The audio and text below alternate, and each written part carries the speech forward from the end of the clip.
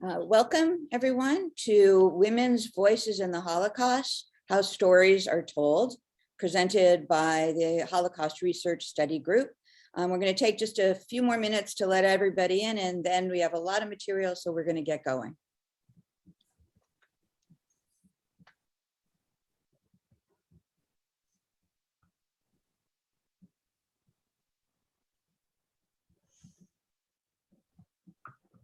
Great. I think we have let everybody in and we're ready to go.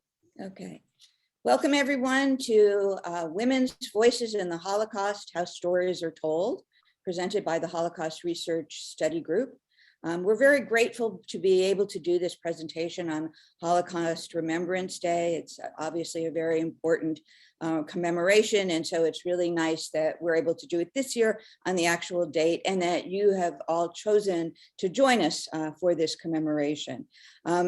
We're going to start off by, another thing we're grateful for is the Hadassah Brandeis Institute, which is the sponsor of this event. So I'm not going to take any more time, and I'm going to introduce the Institute's Shulamit Reinhardt's director. And so it's Lisa Fishbane-Jaffe. Take it away, Lisa. Thanks. It's my pleasure to welcome you to this session where we'll learn about the vibrant research being done by HBI Research Associates and other colleagues who are parts of the Holocaust Studies Research Group.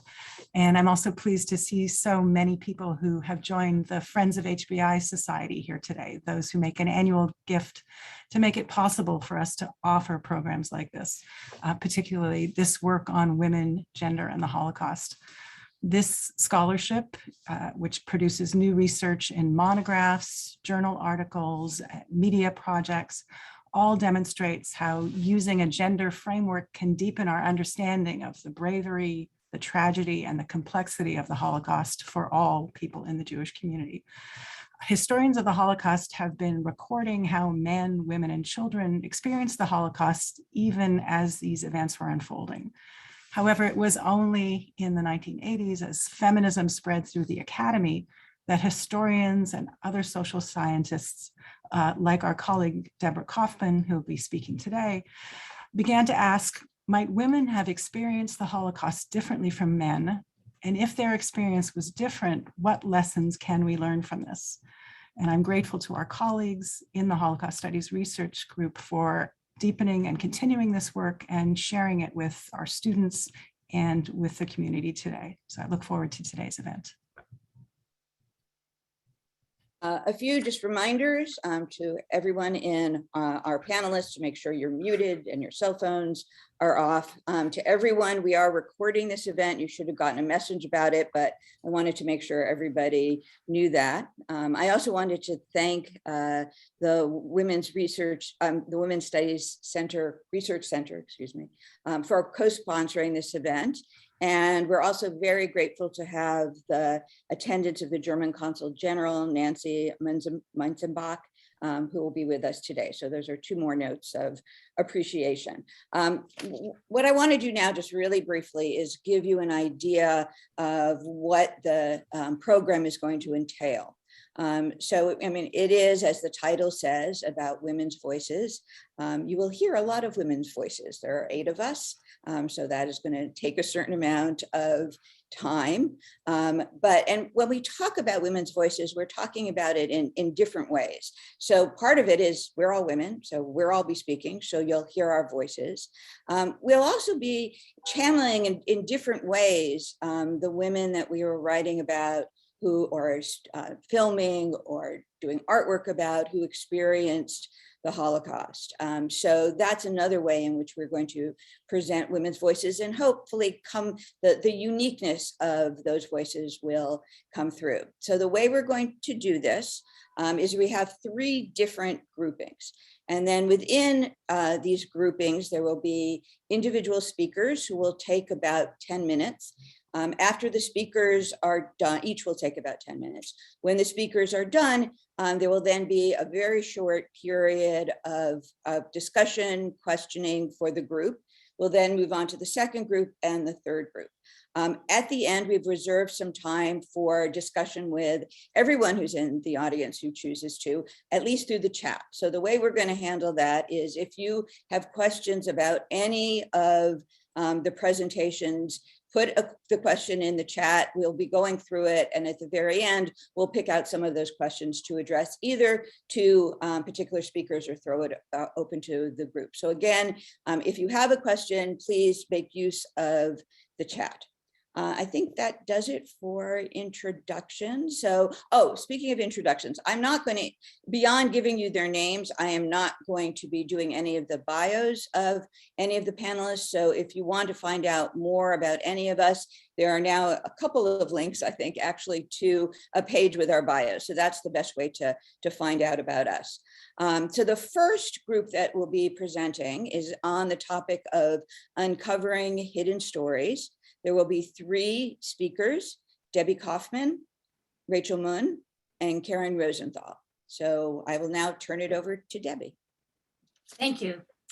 In his introduction to his edited volume, The 60s from Memory to History, David Farber argues that memory is the emotional counterpart to history, giving us direction, helping us to understand what is important, and motivating us to try to explain history.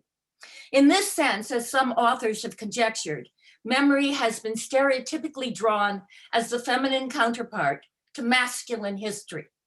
In this configuration, memory takes on the gendered characteristics often associated with the female and or the feminine, subjective and emotional, while history takes on the gendered characteristics of male, objective, rational, and by implication, more reliable and factual. But many contemporary critics, especially feminists, do not accept such a binary, nor its gendered implications. As one of those critics, I do not believe that the historical method of this investigation is completely value-free, that history and the historian are ever completely divorced from one another, nor that the corpus of our historical record archives reflects a balanced view of the diverse lives and issues that constitute what we call history. Beginning well over 4 decades ago, feminist historians noted that history itself was a gendered discipline, written from the perspectives and interests of primarily white, privileged male scholars. It was primarily his story. And while over 2 decades ago, feminist historians argued that we needed to move beyond simply adding women to history by telling her story, we needed to use these insights to revisit the interpretive frameworks we use to analyze, compare, and interpret the events we consider important to history. Additionally, feminist inquiry makes clear that not all historical actors have equal access to the power of testimony, and that not all testimonies carry the same weight or resonate with what eventually becomes history. The stories that comprise historical truth are always at the mercy of human biases, mistakes, errors of memory, and above all, imbalances of power. Testimony from people who witness or take part in significant events shapes the historical record. But those from powerless and marginalized individuals are less likely to find their way into the traditional archive, and therefore less likely to exert much impact in shaping what becomes known as historical truth. And finally, feminist inquiry demands that we make explicit the emotional and personal commitments we have to the stories we tell, that we acknowledge our biases, making our narratives, if not value-free, in some ways less false in the telling, closer to the everyday experiences of real people in their own time. Several years ago, in fact, in one of these panel presentations, I recounted my experience with the popular neoconservative magazine Commentary. In 1996, I guest edited and wrote a piece for Contemporary Jewelry entitled Women and the Holocaust.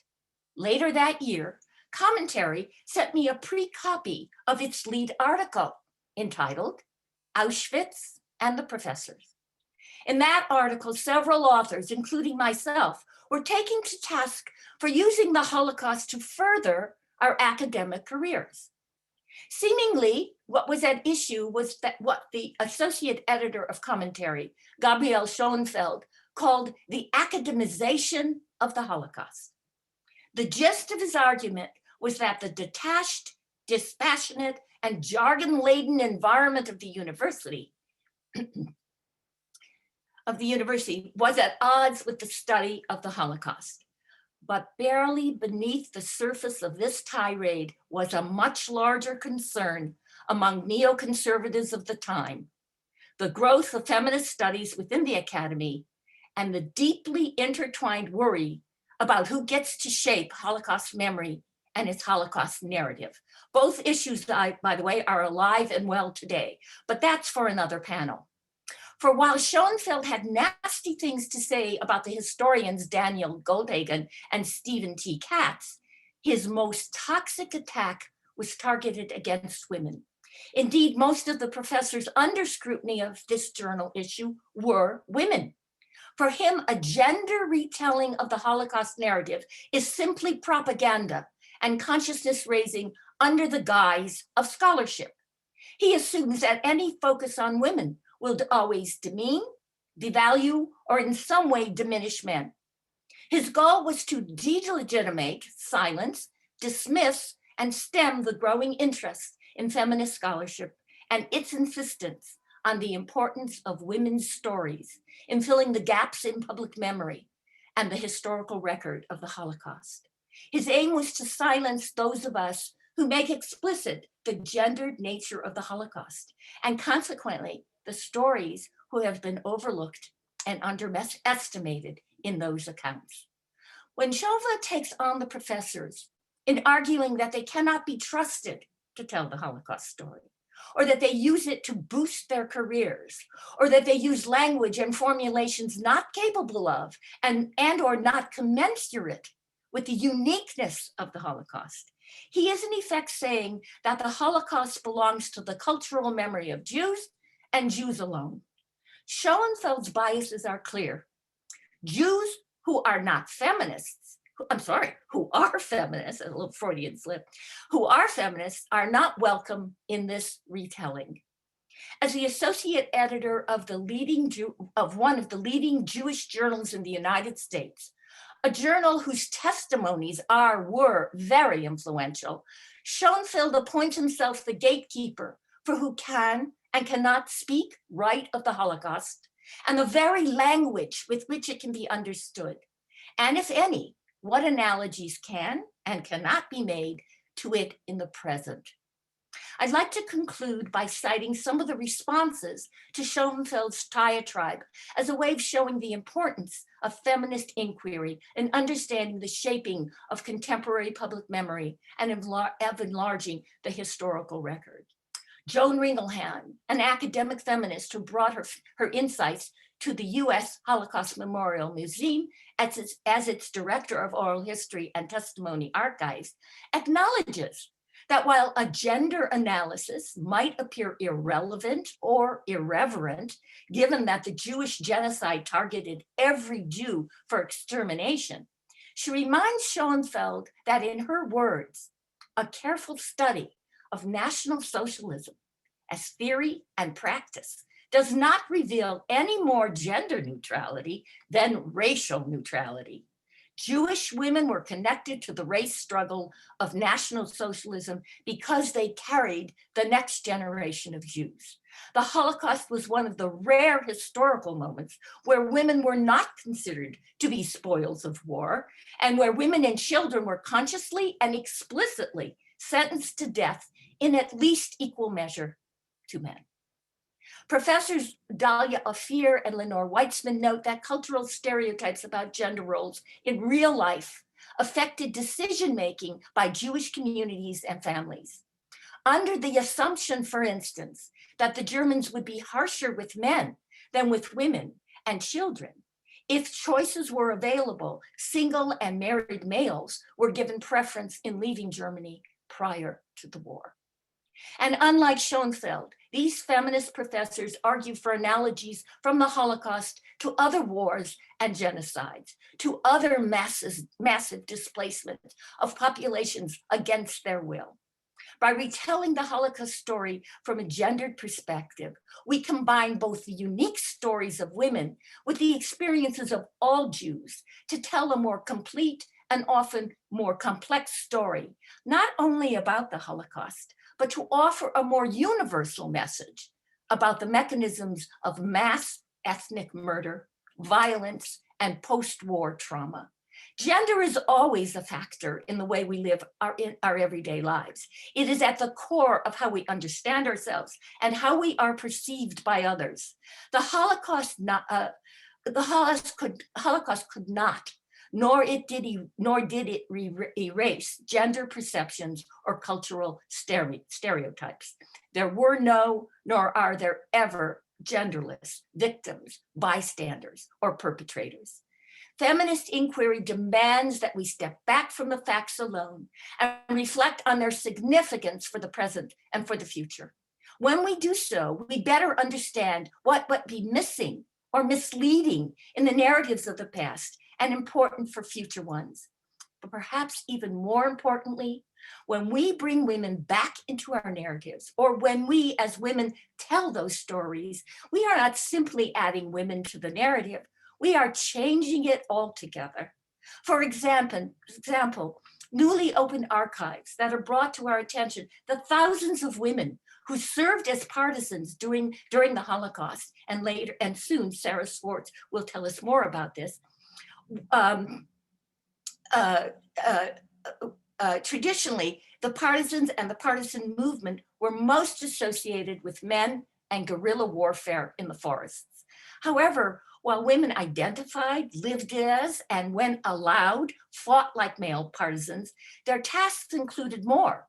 As partisans, they also often did the cooking, the nurturing, and the care of the sick. This shifts our understanding beyond primarily the experiences of men to a more complete telling of the partisan story, and ultimately to a redefinition of the very term itself. As feminists, we are emotionally drawn to and are personally invested in our projects. The present shapes our choices about which narratives we will retrieve, which we will choose to restore, and which we will recreate and or redefine for public memory and for the historical record. In our presentations today, we not only address what is missing or misleading in an ever-evolving Holocaust discourse, but block the work of forgetting as we bear witness to events we did not directly witness. We have given ourselves this privilege of remembering every year in these, our panel presentations. Thank you. And now I'm going to turn this over, our session over, to author and poet Rachel Rappaport-Munn, who will speak next on Between History and Memory, Two Stories and the Holocaust Narrative. Rachel?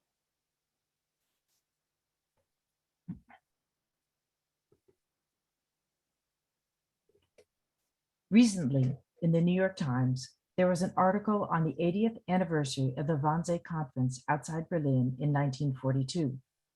The article details how several high-ranking Nazi officers gathered at this elegant villa to discuss how to implement the final solution. Notes from the meeting, translated from German, read in part, with appropriate prior authorization from the Führer, emigration has now been replaced by evacuation of the Jews to the east as another possible solution. Under appropriate supervision, the Jews are to be utilized for work in the east in a suitable manner. In the process, a large portion will undoubtedly drop out through natural reduction. Those who ultimately remain must be given suitable treatment. The evacuated Jews will be taken group by group to so-called transit ghettos, from where they will be transported onward to the east. The language, as the newspaper article emphasizes, is banal and bureaucratic. The experiences of real people do not exist. The Jews are a logistical problem to be solved and individuality and humanity are obliterated. And then there is the real lived experience that this language led to. Ben Munn, my father-in-law, born Bendit Munchnik, leaves Paris where he was living in 1937 to return home to his parents and siblings in Lodz, Poland, as war becomes imminent. In Poland, his family is forced into the Lodz ghetto, and Ben, who is an accomplished woodworker, works overseeing 3 factories. When the ghetto starts to be liquidated, the family spends 2 months in hiding, Ben's father dies, and his sister and her child are arrested. Finally, the family is deported to Auschwitz on the last train. After 9 weeks, Ben and his younger brother are transferred to a slave labor camp in Germany near the Polish border and remain there for the rest of the war. Each of these events was set in motion by the Wannsee Conference and the worldview that led to that conference, and each of these events contains its own flood of gripping stories. Before he leaves Paris in 1937, Ben has a heated argument with his older brother, Jacob Munchnik, a painter who had previously moved to Paris from Poland to study art.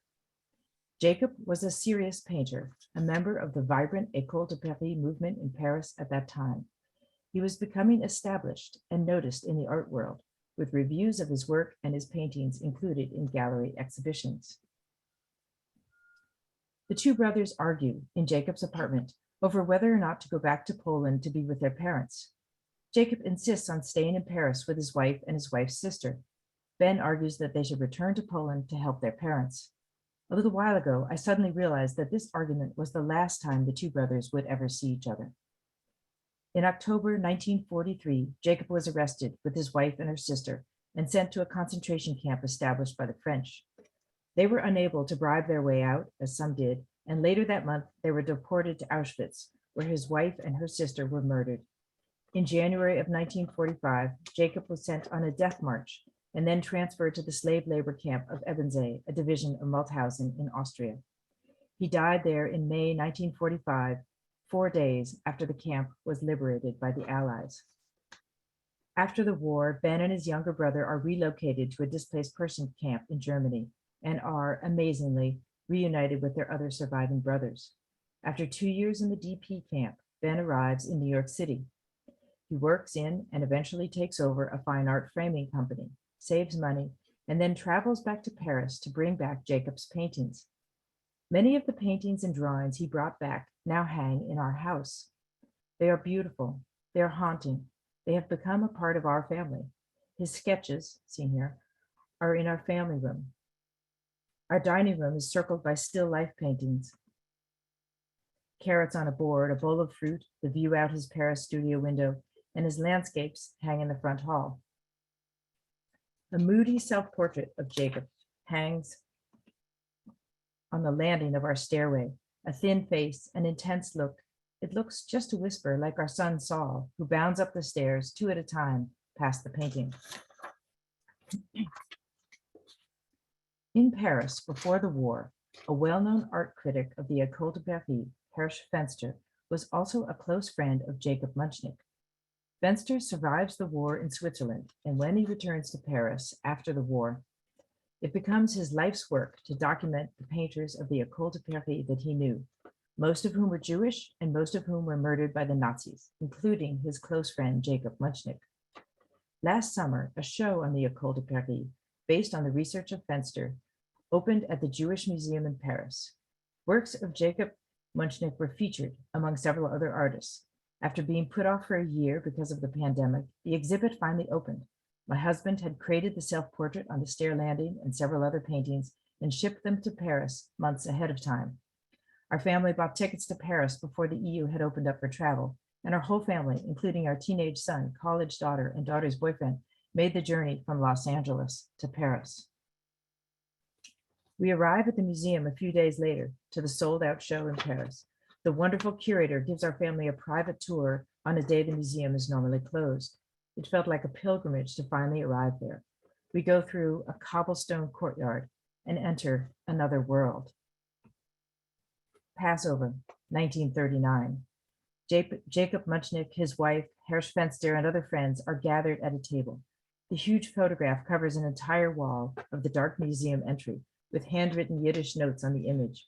You feel as if you could just step into the photograph and hear the murmur of glasses, voices, and laughter. The portrait of Jacob that usually hangs on the stairway is now in this elegant French museum in the Marais, the old Jewish quarter, with overflowing documentation of the vibrant Jewish artistic life of the time. We look at the photographs of another world and it all becomes more real. Paris, Jacob, his paintings, Zaida Beni, what my husband has been talking about at the dinner table forever. The Jewish Museum building itself is a historic structure built in 1644 and damaged during the war. It has been carefully restored and renovated to house the Jewish Museum, and I watch my beautiful daughter and her boyfriend climb the restored grand staircase past the chilling black and white exhibit sign that reads in French, "Being a Jew in Paris in 1939. I leave the museum feeling that if we can get the facts of this one life right, it can show that the whole Holocaust really happened. That evening, we change and have an elegant dinner outside at a restaurant overlooking the Seine. We are invited here by Lydie, a 90-year-old Parisian intellectual whose father was a well-known painter in the École de Paris, who was featured in the museum show that we saw that morning. When Lydie was a child, she lived with her father in his Paris atelier, and her father's studio was in the same building as his good friend, Jacob Munchnick. Lydie would see Jacob often and remembers his friendly warmth. She is the last person alive who has spoken to Jacob. We eat, we listen, we feel the warm Paris breeze, the stone architecture, and the nearness of his life. As part of his research on his uncle, my husband creates a website about Jacob Munchnick's life and works. Several of Jacob's paintings were lost after the war, known only from photographs taken during his life, and my husband puts these images on the website labeled missing. One morning a few weeks ago at our home outside Los Angeles, my husband checks his email. He returns to the kitchen and says that an art dealer in Germany has just written to him about a painting that he received to sell by a Jacob Munchnick. The art dealer found the website and writes that he believes he has one of the missing paintings. The art dealer's German client says it is from her parents who have died, and she has no idea where they got it from. After 80 years, the painting has surfaced and found its way to my husband's inbox. I say how amazing it is that the art dealer in Germany connected with him. My husband says, "Oh, there are thousands of stories like this," and then pauses and says thoughtfully, looking out the window, "But this is my story."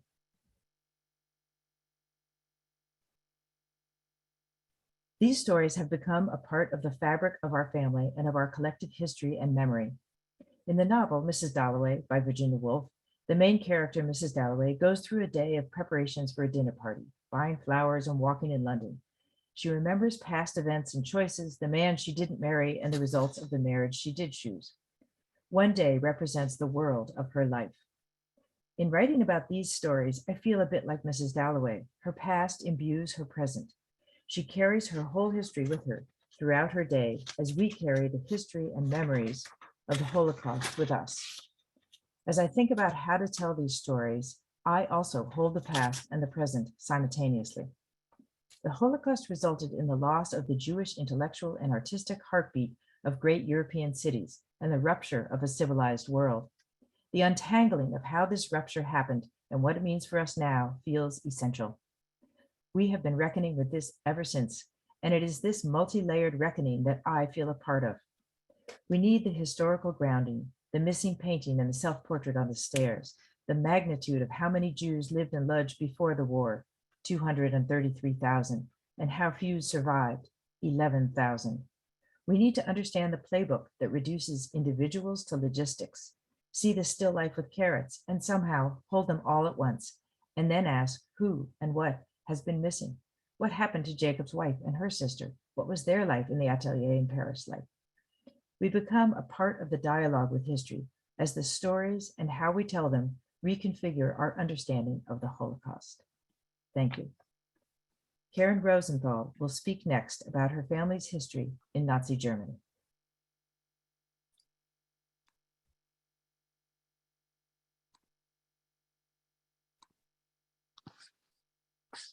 Thank you, Rachel. Did you know that your father had gone to an international conference of ophthalmologists in Spain and was arrested by the Nazis when he returned. He had to prove his trip was medical, not political, to get out of prison.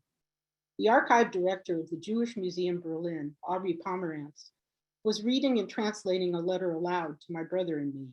It came from the smallest of several bins we brought back from our mother's house after she died.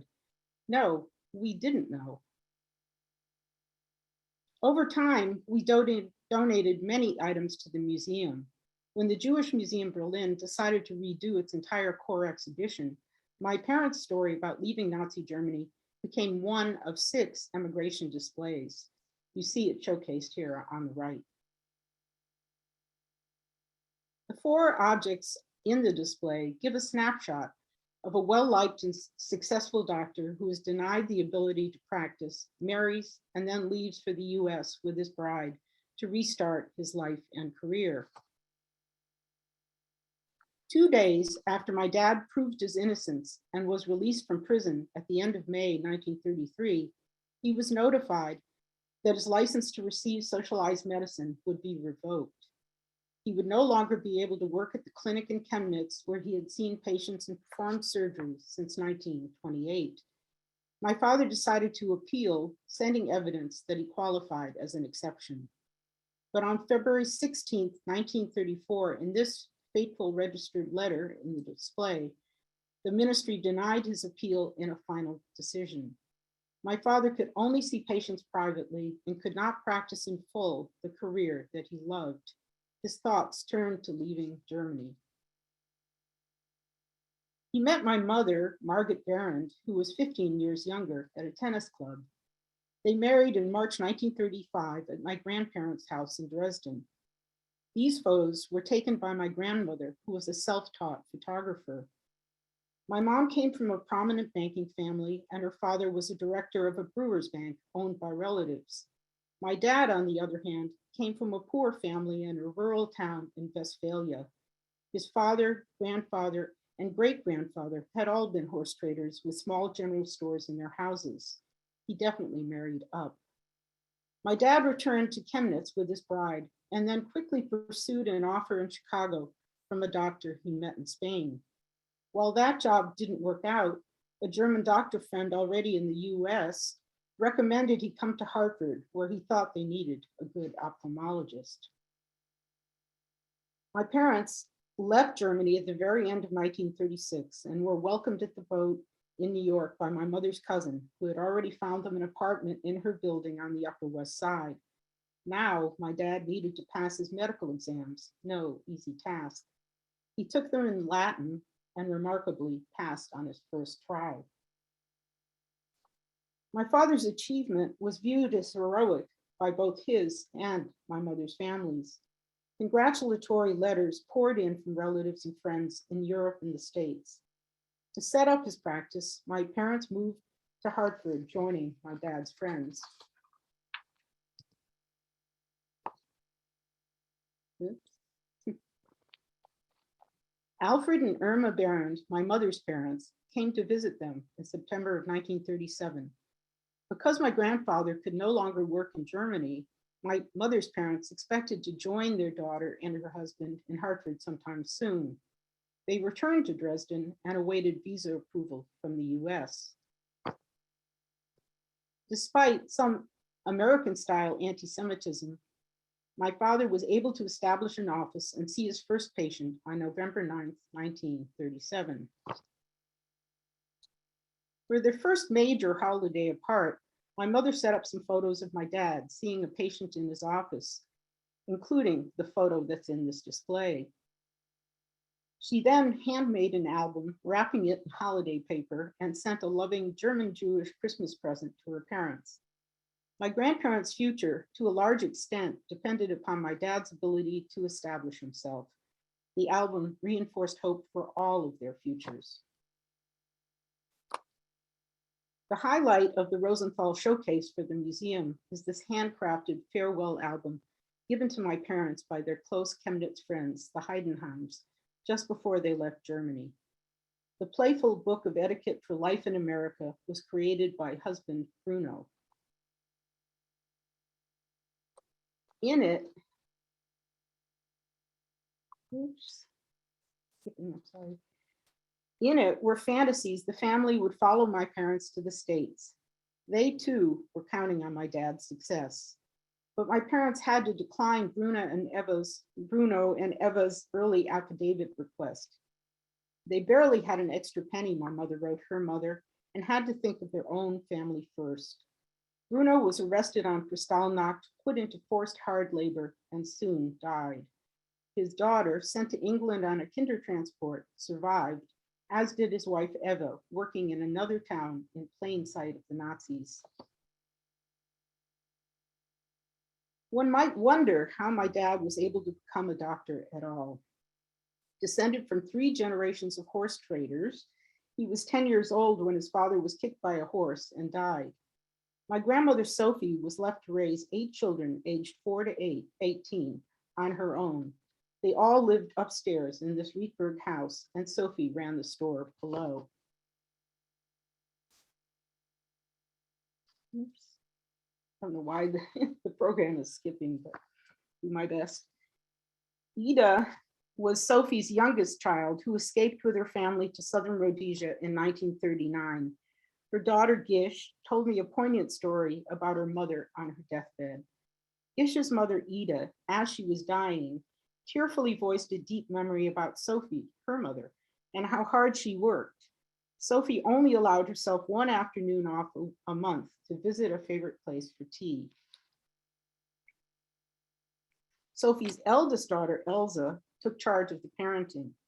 2 other daughters helped, and according to my mom, they all doted on my father. He was particularly fond of Elsa, whom he and my mom visited in Amsterdam as they made their way to America. One reason Sophie worked so hard was so she could send her bright, studious, and ambitious son, Ernst, to a special Jesuit gymnasium in Paderborn. It would require extra money for him to go to school in another town. I only recently confirmed that my dad lived in a house at this location.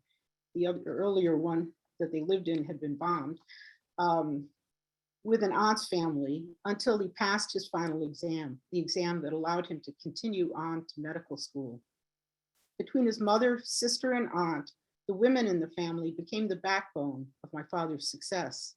Yet most of the work the women did was taken for granted.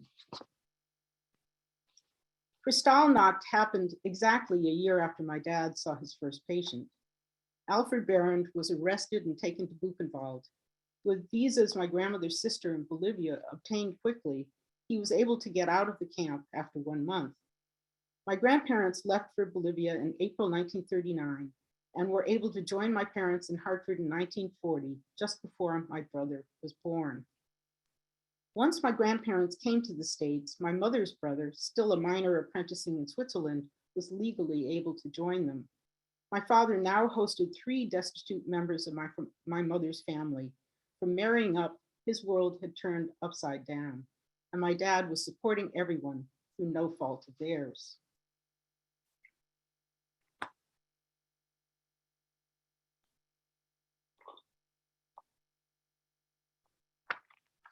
Despite a great start to their marriage and the boundless love expressed in letters between my parents and my mother's parents during the years they were separated, something went terribly wrong when all of these refugees attempted to live together in the house my father had just bought.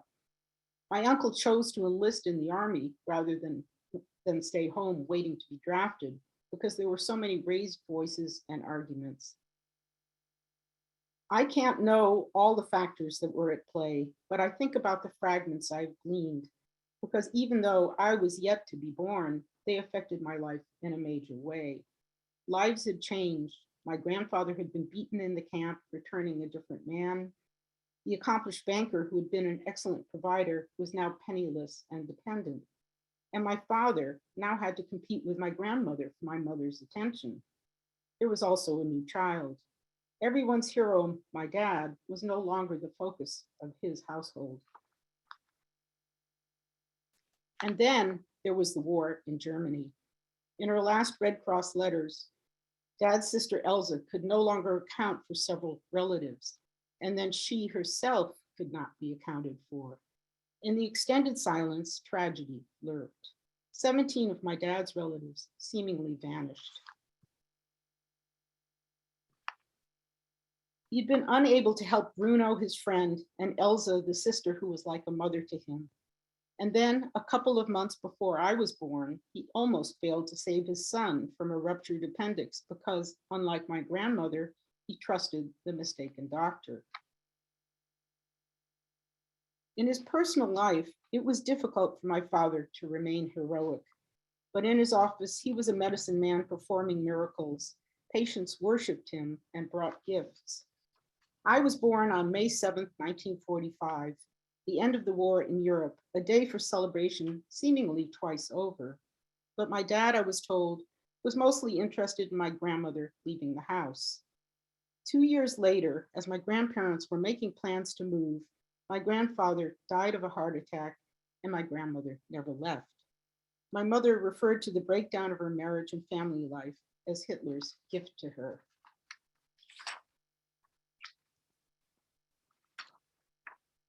By telling the story of my parents and grandparents, I'm also telling my story, one that I've been searching for all my life.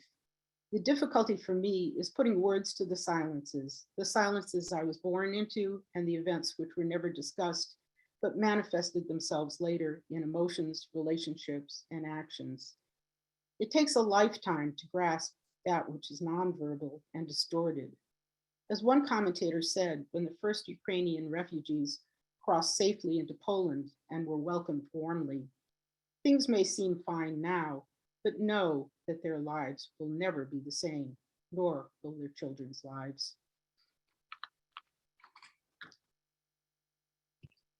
So we're now going to take a few minutes to discuss our talks as a group, and I'd like to begin by asking Debbie a question, but first I'm going to let you see her. Oh, did you? Okay, I guess we've been there. Okay.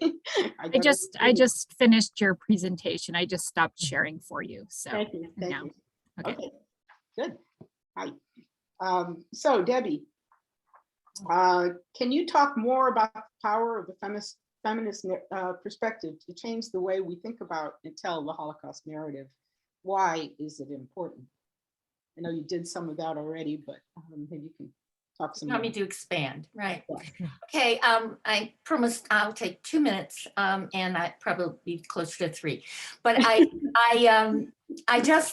just wanted to say that the power of a feminist inquiry is not just about women. And I think the 2 of your presentations made that so clear. You took some of that notion of a feminist perspective of looking to the past, filling in the story for those who cannot speak for themselves. And I thought that it just was so wonderfully done. And I just wanted to say that before I answered your question. I guess there's so many ways of saying this. I think the power of feminist inquiry is that it disrupts. It disrupts our understanding of history. It tries to show how there are political and personal vested interests, even among academics, most certainly among academics, when they write, when they talk, and when they retrieve stories. Let me give you just one example of, I think, the power of feminist inquiry in helping to bring those who've been silenced and the importance of their stories to our understanding, not just the Holocaust, but to understanding the ravages of war and how war is more than what happens on the killing fields. War is more than military strategy. It is the effect on all our lives and how important being able to tell those stories are for future generations to deal with this. So let me take the issue of rape. Today, we know contemporary feminists have opened this category of investigation in a way that redescribes rape, right? We understand rape differently, and we understand how difficult it is for women to speak about this. Well, so it was true of the Holocaust. In the first testimonies, not only were women not encouraged to talk about it, the expectation was, and justifiably so, that the shame of talking about being raped would have been overwhelming. And so it became part of the trauma, right? Part of the trauma that they experienced that they could never, ever express. And I'll give you one example of my own experience with a very well-known Holocaust writer, a man I respect very deeply, a historian I respect very deeply, but I do not agree with his interpretation. We have been known to publicly have a debate. The debate is about rape in the Holocaust. And he claims that rape did not happen to Jewish women because of two things. One, it was against the law. Two, okay, that rape is the attraction, the lust, the sexuality, right? That's what rape is. And who would want to rape the women, the Jewish women who came in so, shaved and disgusted and dirty, etc. No one would want to rape them. And what I try to explain to him is, if you understood more about what rape is, it isn't so much about sexual. It isn't so sexual as you think, and perhaps not even as lustful as you think, and certainly less to do with attraction to the physical, to the woman. It has to do with control.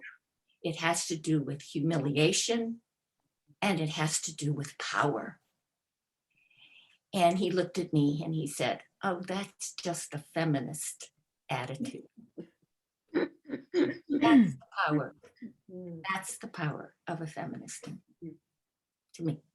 So now I have a question for the two of you. I'm going to get it right, so I'm going to read it. Okay.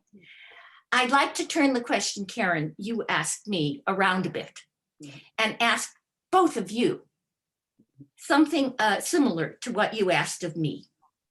Why is it important for you each to tell the story you told today? And why did you choose to tell it in the way that you did? And how, if at all, do you think it changes the ways in which we, quote, remember the Holocaust? And does that have anything to do with feminist inquiry? Wow, that's a lot. There's so many ways I can talk about this. I'm not sure even how to begin. I started this talk because Rachel challenged me actually to talk about the display at the Jewish Museum Berlin. And I look at that display and it is an accurate snapshot in time for the moment, but I can't just see the moment. I see, what I've learned about my family, because I really wanted to know who my relatives were. I had so few of them, and I've been researching for years. I've been, I think, somehow addressing feelings about the Holocaust experience of my family since I was a little kid, before I could even make a sentence. I was picking it up in the environment of the house. And so it led to my recording stories, that led to my researching who my relatives were. So I knew more about the context of my dad's life. I knew who the people were that were lost. And of course I lived a life that happened in my family, where most of the motivators happened long before I was born, and or not that long before I was born, but somewhat before I was born.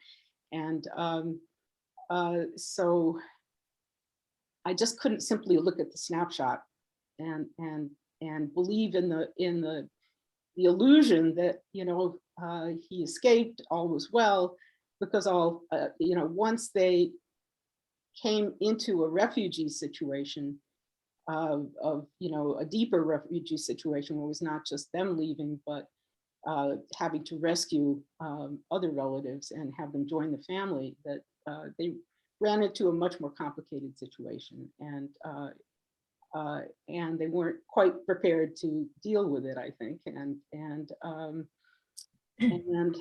that became my story. I mean, I then entered the scene and inherited that. And what I've learned from Debbie is that talking about the personal is part of the history, is part of telling the story of the Holocaust, and is meaningful, and it has given me some legitimacy in using my voice, and I really appreciate that. And the other thing is, in terms of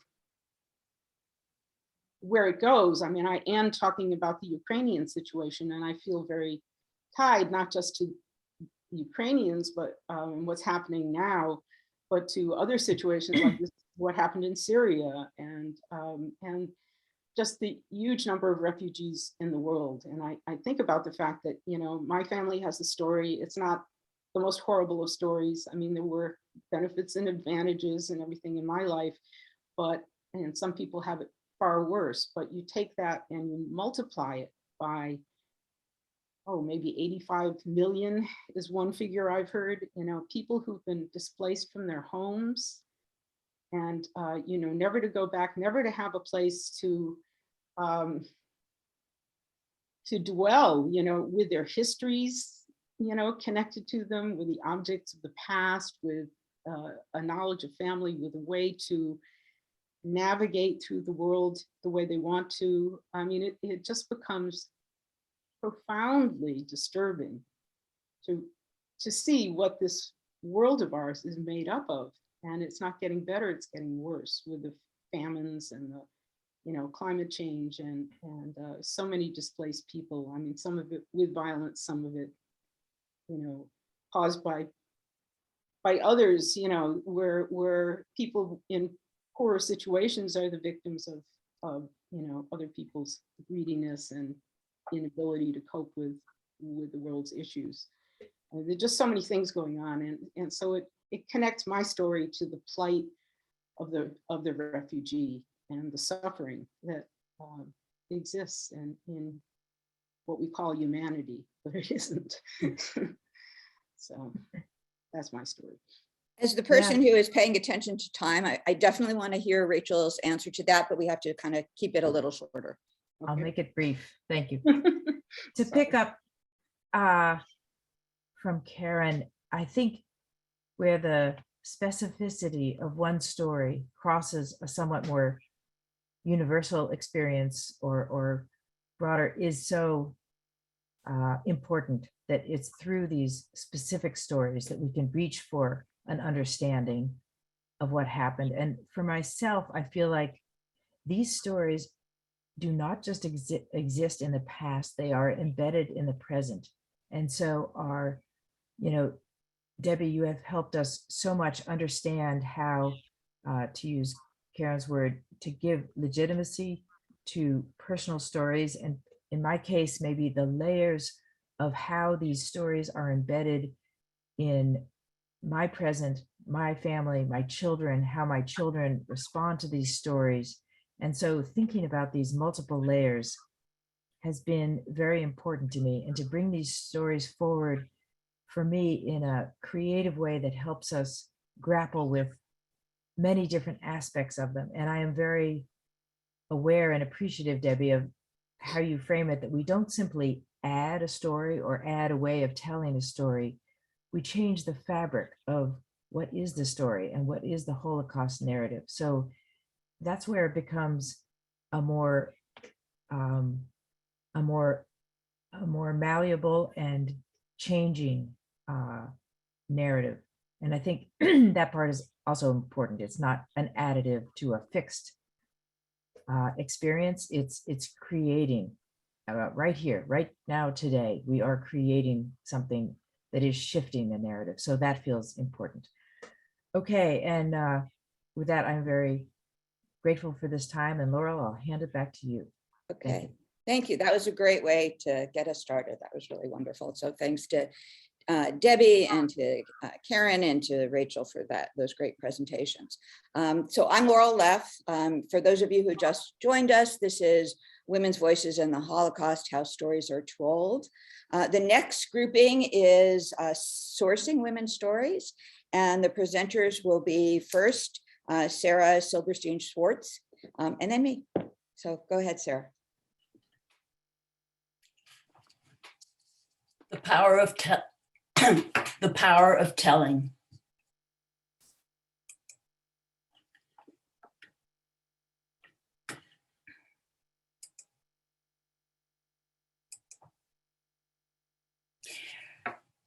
Recent surveys show that many young people.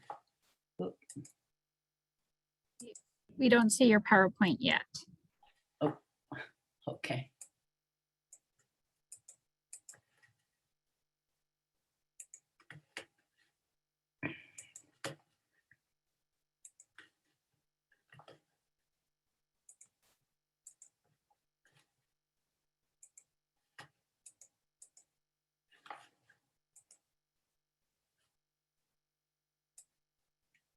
Okay, let me start again. I don't see a are we supposed to be seeing something? And maybe Laurel, were you the backup to show the PowerPoint? Oh. I was not, I don't have the PowerPoint. So I Okay. think, I know what Sarah's going to say. And it's great. So I think we should just move on Okay. without the PowerPoint.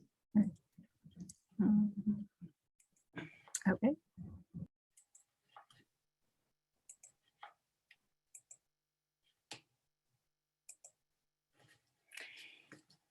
So let me start again. The power of telling. Recent surveys show that many young people today know very few facts about the Holocaust. Some are even unaware that the genocide of 6 million Jews, 2/3 of the Jewish population in Europe at the time, occurred less than a century ago. This has motivated me to write a book for young adults, Heroines, Rescuers, Rabbis, Spies, Unsung Women of the Holocaust, to be published in fall 2022. In my book, I tell the stories of 9 courageous women from varied backgrounds and diverse places who acted heroically during the devastation of the Holocaust. Except for Rabbi Regina Jonas, who was murdered in Auschwitz, all my heroines survived the war and became refugees and immigrants in foreign lands. Each woman serves as an inspiration, highlighting the power of women's courage during the Holocaust and their post-war resilience after many losses and traumas. Survival itself was a form of resistance. I'll try again.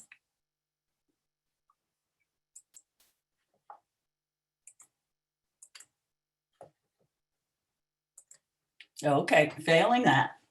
The idea behind this book began with my mother, Regina Zlotnick-Silberstein, and her sister, my aunt, Ruth Zlotnick-Altman, survivors of the Warsaw Ghetto, the Aryan Side, and the camps in Nazi Germany. Though they were ordinary young women, they lived under extraordinary circumstances during which they helped each other stay alive. After the war, the two sisters rarely spoke about those times, and when they did, they often argued about the finer points of their recollections.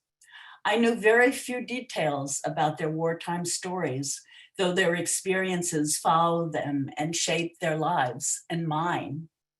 Many of the facts I learned, I pieced together from other people's accounts and from my own research years after their deaths. I needed to tell their stories. My research was sometimes surprising and painful.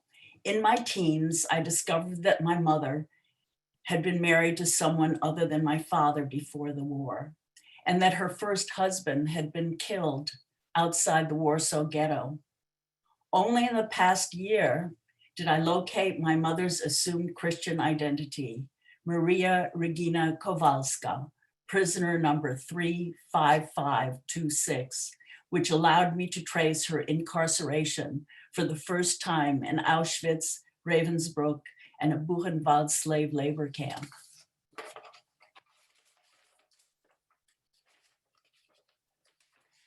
With my mother's and my aunt's spirits perched on my shoulders, I searched for other forgotten heroines of the Holocaust. I selected 7 other women for my book, some of whom had some special meaning in my life. In their younger years, all these heroines made life and death decisions during the Holocaust and life-affirming choices thereafter. I tried to recapture my heroines' authentic voices by quoting from their own words, from poetry, diaries, testimonies, memoirs, filmed interviews. But my greatest challenge was dealing with the discrepancies in gathering information from varied sources. Sometimes my subjects' own recollections contradicted the documented facts. At other times, I found contradictions within different versions of their own stories. Some of my heroines kept journals during the war or wrote memoirs directly after the war, while memories were still very sharp. These journals and early memoirs were written in many languages: Yiddish, Polish, Hebrew, even Japanese. Some were translated into English many years later, but these translations did not always match their original versions.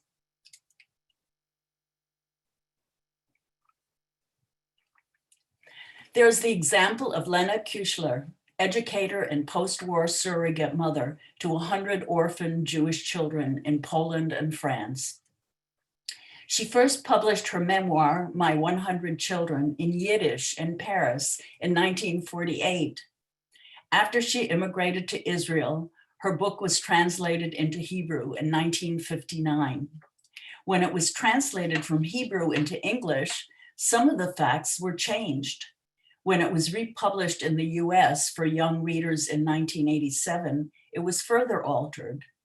Most striking and puzzling was the change from the earliest Yiddish version, in which an ailing Lena is found at the post-war Krakow train station by her cousin Franya, a high-ranking Soviet official. In the later English 1987 young adult version, her female cousin is replaced by Lena's brother. In writing Lena's story, I had to decide which version is more reliable, the one written immediately after the war when her experiences were still fresh, or the one published years later when she had time to reevaluate her experiences. And what is lost when accounts are translated from one language into others, as with Yukiko Sugihara, whose memoir was translated from Japanese into English by her son, hardly a neutral observer. There were other heroines like Irina Gotovna, a Christian Pole barely out of her teens, who saved 16 Jews by hiding them in the cellar of a villa owned by her employer, a Wehrmacht major in Nazi-occupied Ukraine. And Faye Schulman, a photographer who fought with the Russian partisans in the woods of Belarus. These 2 women told their stories countless times to public audiences to educate people about the Holocaust and counter Holocaust deniers. Because English was not their first language, they each teamed up with professional ghostwriters to write their stories. But years later, with constant retelling, their stories lost their spontaneity. I myself worked with partisan Faye Schulman on her memoir and experienced firsthand how difficult it was for her to get beyond her scripted story, to express personal, previously untold details in a written memoir beyond the live presentation she gave so expertly. Some women, like Rabbi Regina Jonas, never had a chance to write their own stories. In 1942, before she was deported to Theresienstadt and later to her death in Auschwitz, Rabbi Jonas placed 14 files of documents with the Berlin Jewish community for safekeeping. Her files were confiscated and passed on to the Central Archive of German Jewry, controlled by the Nazis, who kept them to document the vanished Jewish race.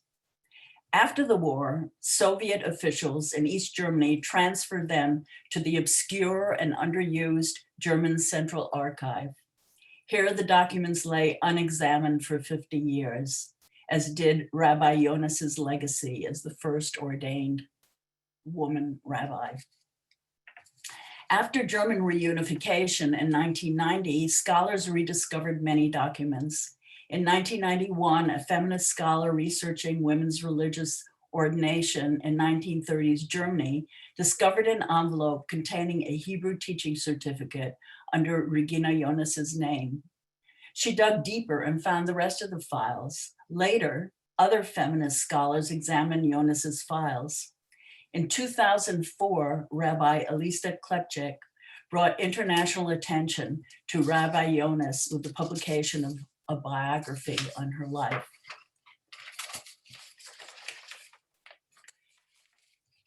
Here's another heroine story. Rachel Auerbach had been a prolific Polish and Yiddish writer and journalist before the Holocaust. She was an intellectual known for her sophisticated writing on psychology, literature and culture, modern art, and gender politics. She wrote about the plight of Jewish women in interwar Poland and what it meant to be marginalized both as a woman and as a Jew, what feminists today referred to as intersectionality. After the Holocaust, her writings no longer revolved around women. For the rest of her life, Auerbach focused on what she had witnessed during the war. She became the founding director of Yad Vashem's Department for the Collection of Witness Testimony and was influential in promoting personal survivor evidence at the infamous Eichmann trial in Israel. She believed that the only way to understand the Holocaust was through eyewitness accounts by those who had experienced it firsthand. Unlike my mother and my aunt, who rarely spoke about the Holocaust years, Rachel Auerbach believed in the importance of personal storytelling. In her own writing, she intimately describes life in the Warsaw Ghetto, as my mother and my aunt might have experienced it. With the benefit of hindsight, she reworked the material she had written in the Warsaw Ghetto and on the Aryan side of Warsaw for decades. Her constant rewriting of her own material reflected her personal search for meaning in the Holocaust. It was her way of continually mourning what she and everyone had lost. Like Rachel Auerbach, I believe in the power of storytelling. I was privileged to access the remarkable stories of these 9 daring heroines and to narrate them in my forthcoming book. With the passing of most living witnesses to the Holocaust, I am a linchpin between past and present. In the midst of the devastating Russian war on Ukraine, with its complicated history, the Holocaust has become more relevant than ever.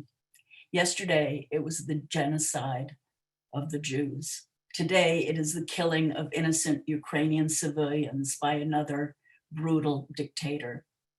The present is infused and informed by the past, and I aim to record the past through the stories of women. I now turn you back to Laura Leff, who will give a talk on sourcing women's stories, learning from letters about Edna Ferber's cross-Atlantic correspondence during the Holocaust. Okay, thank you, Sarah. And where I'm here I am, okay. Okay, can everybody see Edna Ferber now? Let me make the screen full screen.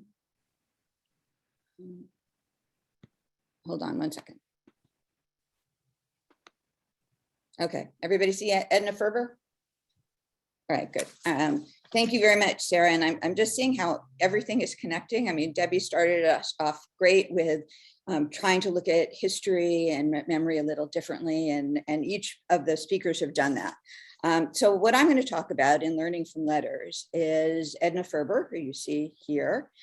She was one of the most successful authors of the mid-20th century, writing best-selling novels such as Cimarron, Giant, and Showboat that were turned into blockbuster movies or iconic musicals, and collaborating with George S. Kaufman on Broadway hits, including Dinner at 8 and Stage Door. Like many Jewish Americans, Ferber had relatives trapped in Nazi Germany. Ferber's maternal grandfather, Louis Neumann, had immigrated to the United States in the 1840s, leaving most of his large, prosperous Jewish family behind. Ferber and her mother, with whom she lived, kept up the connection, writing occasionally and visiting on their European sojourns. Although she knew none of her German relatives well, and few of them personally, Ferber had a strong sense of kinship. So when the letters started to arrive from Germany at the end of 1936, pleading for help emigrating, Ferber responded. I intend to chronicle 12 years of cross-continental correspondence as an epistolary tale, built exclusively of letters and other artifacts. In today's presentation, I will look at a snippet of those exchanges in 1939, after Kristallnacht, the previous November, and before the German invasion of Poland in September 1939. It will focus on Ferber's efforts for one family, her second cousins, Hans Jacobi and his sister Cecily Hollander, her husband Ernst, and their children Gunther, Eva, Kurt, and Gerhard, who in 1969 were between the ages of 8 and 16. At the end, I'll offer 7 reasons why this narrative approach lets us see the private issues, particularly of women, that often animate public policies and help us grasp the often fraught relationship between Jews living comfortably in the United States and their co-religionists struggling to survive in Europe. And as I said, I'm going to just be reading parts of letters and a few newspaper articles to help you keep track of the people who are involved. Here are some of the correspondence. I mean, I'll introduce them all, but if you lose track, here they are. So we begin with Inez Asher, who is Edna's German-born cousin who had migrated to Chicago in the previous decade. And this is her letter to Edna Ferber, January 15th, 1939.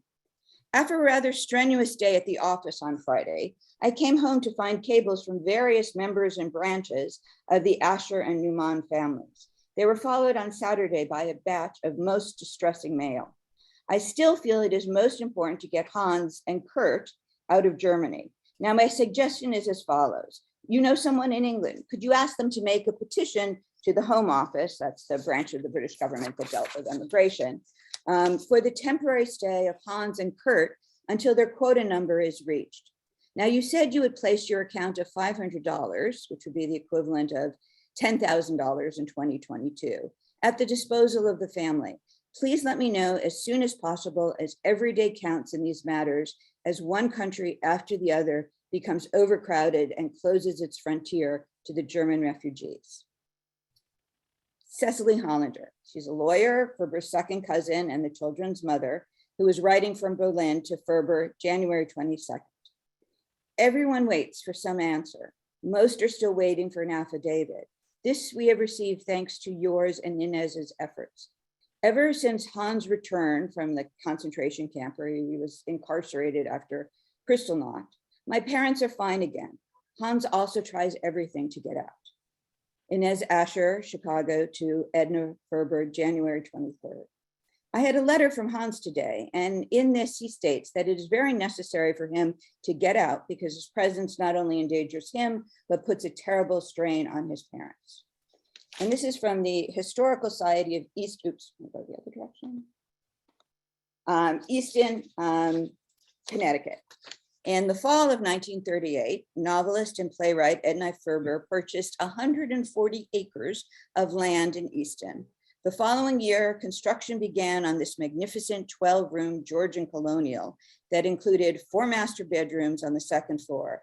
In addition, there was a guest house, a barn, and a pool house that matched the main house with its stonework. So you can see this here.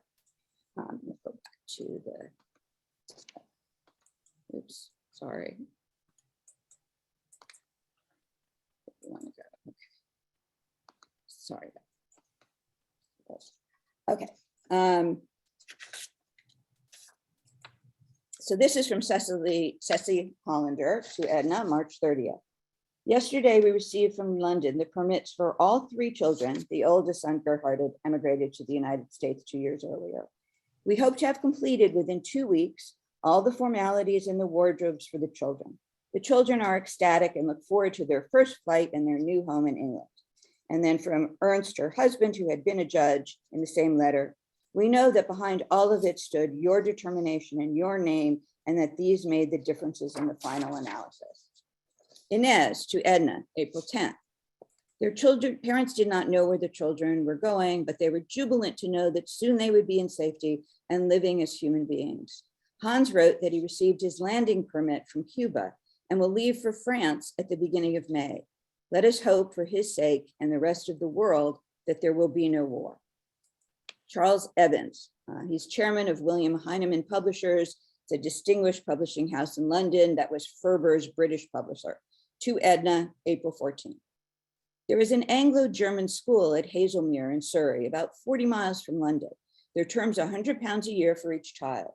This seems to me rather high, but it is an excellent school, very well run, and is in beautiful country. Further down, we are publishing A Peculiar Treasure, which is Edna Ferber's memoir, on April 28th. And here you can see, and we'll just leave it. This is the memoir. Business here is very slow. Everywhere there is talk of nothing but the European situation. Then Ernst Hollander, Berlin, to Charles Evans, April 17th. We are naturally very glad to have news about what will happen to our children in England, for they are still our children, even if Miss Ferber takes care of them so touchingly. Of the 3, Kurt is the least developed one.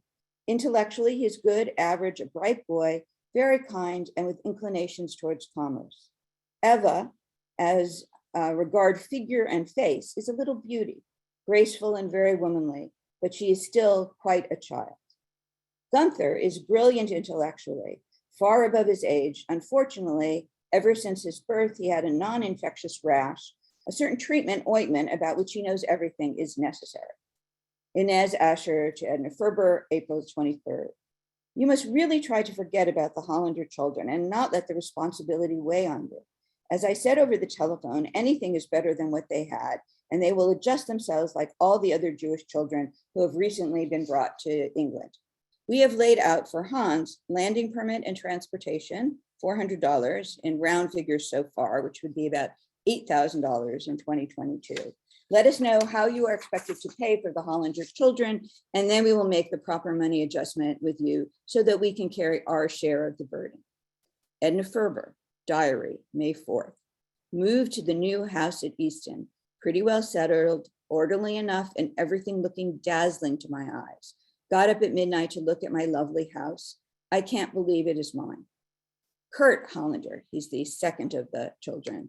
He's about 14 at this point. Hazelmere to Edna Ferber, May 16th. We had a wonderful journey and arrived yesterday at 5 minutes to 2. Mr. Evans was there and looked out for us. Now I want to talk about Germany and my parents. It was not very good to live there. My parents and all the other Jews have always difficulty with the landlords because they want to put us out of doors. But these Jews who have no flats cannot get a new one. Now I must finish because we go for dinner. Once more, thanking you very much. And then in the same letter, dear Aunt Edna, I am well, Gunther. Dear Edna Ferber, thank you very much for that. We can be in England, Eva. The New York Times, May 26, page 10, Dateline Berlin.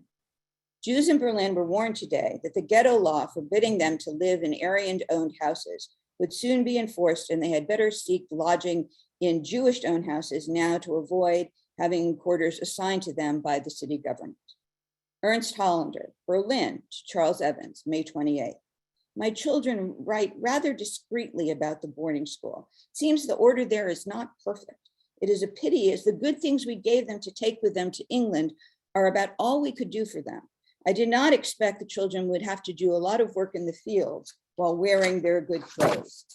We doubt whether anything is being done for Gunther's rash. The children do not write about that, which is a bad sign. The New York Times, May 29th, page 3, Dateline, Havana. Cuban immigration authorities refused entry today to the 104 Jewish refugees who had arrived from Havre, France, aboard the French liner Flandre. And a little further down in the story, it was reported Saturday that permission to land had also been denied thus far to 700 refugees who had arrived at Havana aboard the liner St. Louis. Inez Asher, Chicago, to Edna Ferber. The situation of Hans is very uncertain. He is, as far as we know, on board the steamship Flandre off of Cuba and is not permitted to land.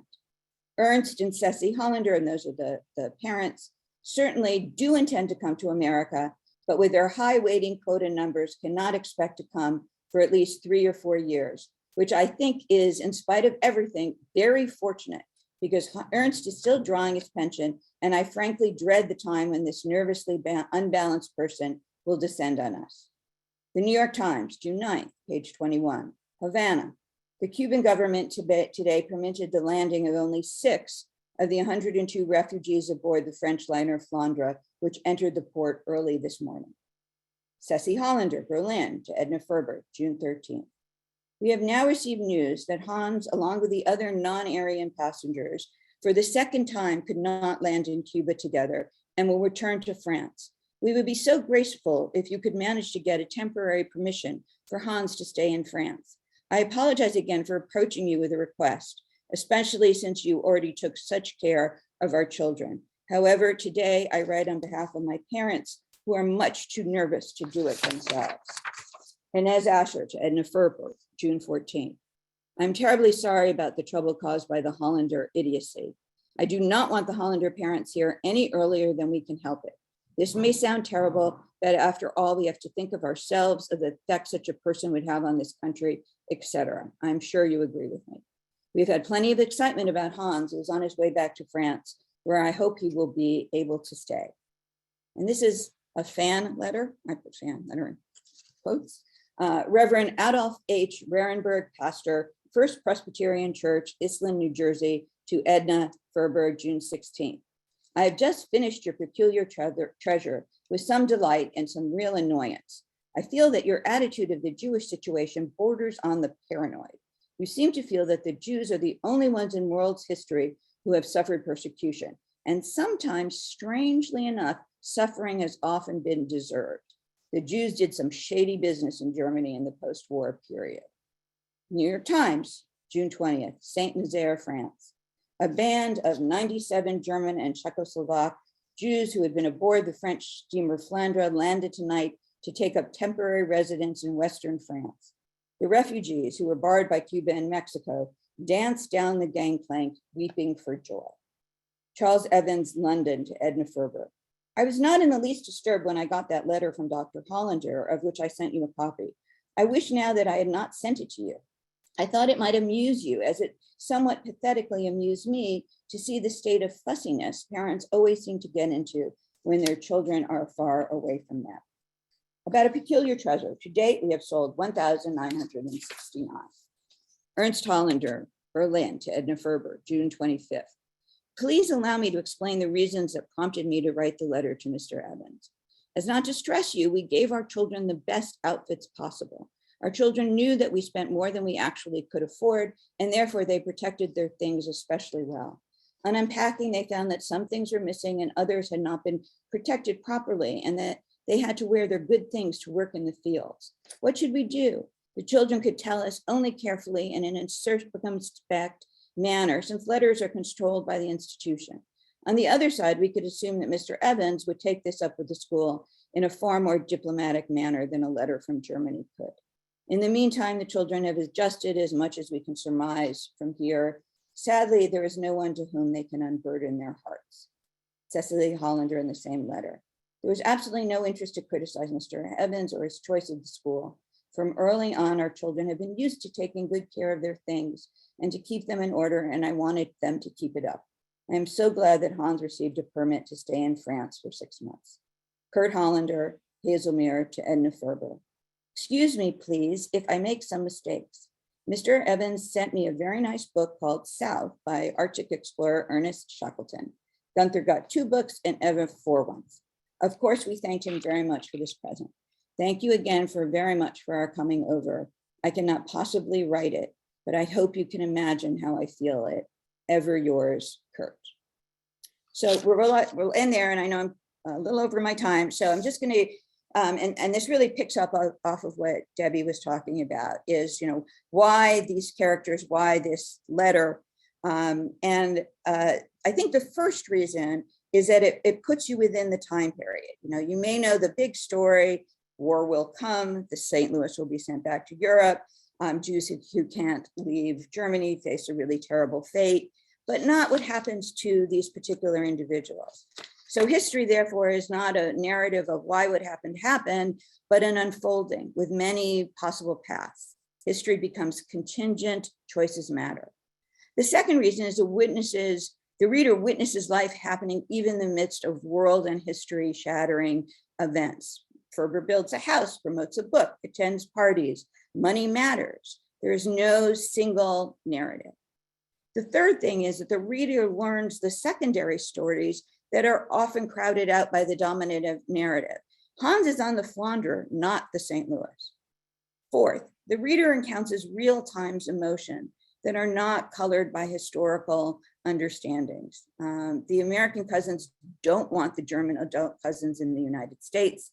That failing stated with such certainty in 1939 couldn't be thought, let alone uttered in 1979, when oral histories of the period began. And fifth, the reader sees the small things that matter intensely at the time and may prove to be life-changing, and yet are often discarded in presenting the overarching narrative. A father writes an angry letter over his children wearing their good clothes to work in the garden of their new school. The seemingly minor kerfuffle likely contributed to the parents remaining in Germany and their ultimate deportation to the mixed ghetto 2.5 years later. And then sixth and finally, the reader can begin to grasp the gulf in understanding between people living in very different realities. And I think, that in some ways this is all just feminist methodology, as Debbie talked about, but we could talk more about it. Thank you. So Sarah, you're joining me? Yes. Great. So Ferber's story is very much an American story about the Holocaust, as are most of your previous published writings. I personally find that whenever I go to Europe, when I go to Berlin or when I go to Warsaw, there's a way that I feel much more in my element than I do in a North American environment. So I want to ask you, in your opinion, what is the difference between an American perspective on the Holocaust and a European perspective? And how does this difference in American and European outlooks appear in our attitudes today toward the Russian war in the Ukraine? Well, that's a really big one, especially try to. I mean, I think step by step. Yeah, I think it's distance, right? So it's literal distance. We're separated by an ocean, which is very useful to the United States in past times and in present times. But what that means, I think, for how we look at these events is, part of it is from a position of safety, right? So, if you were in Poland and you helped a Jew, you would be killed. If you're in the United States and you sign an affidavit for someone who needs to immigrate, nothing is going to happen to you. Maybe some people, maybe you'll lose some money, although I don't think anybody who filed affidavits ever had to pay up in any way whatsoever. But it gives you choices. I'm sort of interested in the choices, and to choose to help a Jew in Poland at the risk of your being killed, your family being killed, isn't really a choice. So to me, what is interesting to me about the American perspective is that in some way, because the stakes aren't so high, then there are more moral choices that need to be made and that often aren't. So I think that's what I would say. And how does that relate to today? I think that's the same thing. I mean, we can give money, we can encourage our government to give more weapons, but with one important exception, really, really important exception, we're not worried about the Russian troops coming across our borders, right? So even in Germany, there, and it's definitely ironic, but there's that possibility. Where here, except for nuclear weapons, which is kind of, makes the distance we've always had a little less important, but it still is very much, I think, in the backdrop. So we're still, and while we might hate, higher gas prices, we're not suffering in any way the countries, right around Ukraine, or even at some of a safer distance. So now I'd like to ask you a question. Okay. And I think, one of the things that I think is so great about your presentation is it's also sort of about choices, right? I mean, one of the things you focused on is the fact that your sources tell you different things. It's not like there is one, clear, this is what happened. And so I was wondering how you decide when you have conflicting narratives, conflicted facts, what do you do about that? I mean, academics have the sort of easier out of putting it in a footnote, right? Well, some people say, but as a storyteller, you don't have that. So what do you do in those situations? Well, this has always been a question between you, the journalist and academic, and me, the storyteller. Right. And I guess I research as far as I can. In the case of Lena Kuchler, it became evident to me that there was such a big change in this story about her being discovered by a relative that I was totally surprised. And so I went to the 3 editions of the book that I have. And one of them was in Yiddish. One of the challenges in working on this book is that a number of these people's writings are not in English, like Auerbach, for instance, who has not been translated into English as much as she should be.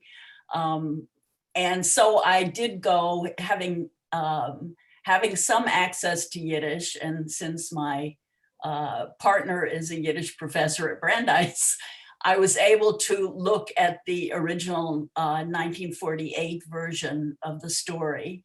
And it stated that she was met by her female cousin.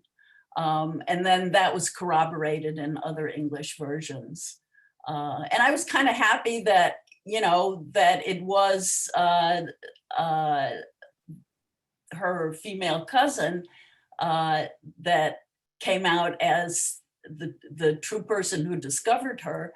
But on the other hand, I really wondered about why she had changed it to be her brother. And Or somebody else suggested it and she went along with it? well, the brother came out in the last English edition, which was for a young adult book. And I wonder whether there was some publisher's handling of that, but I never found out. And it would lead me too much astray to do more research. I would leave that up to you. Okay, well, that was great. And we now have another presentation taking us to Eastern Europe again. And this is Karen Frostig. So I'm going to turn it over to Karen. Great. Thank you so much. This has been a great series and morning of presentations. And I think we will quickly see that these presentations, in fact, do line up.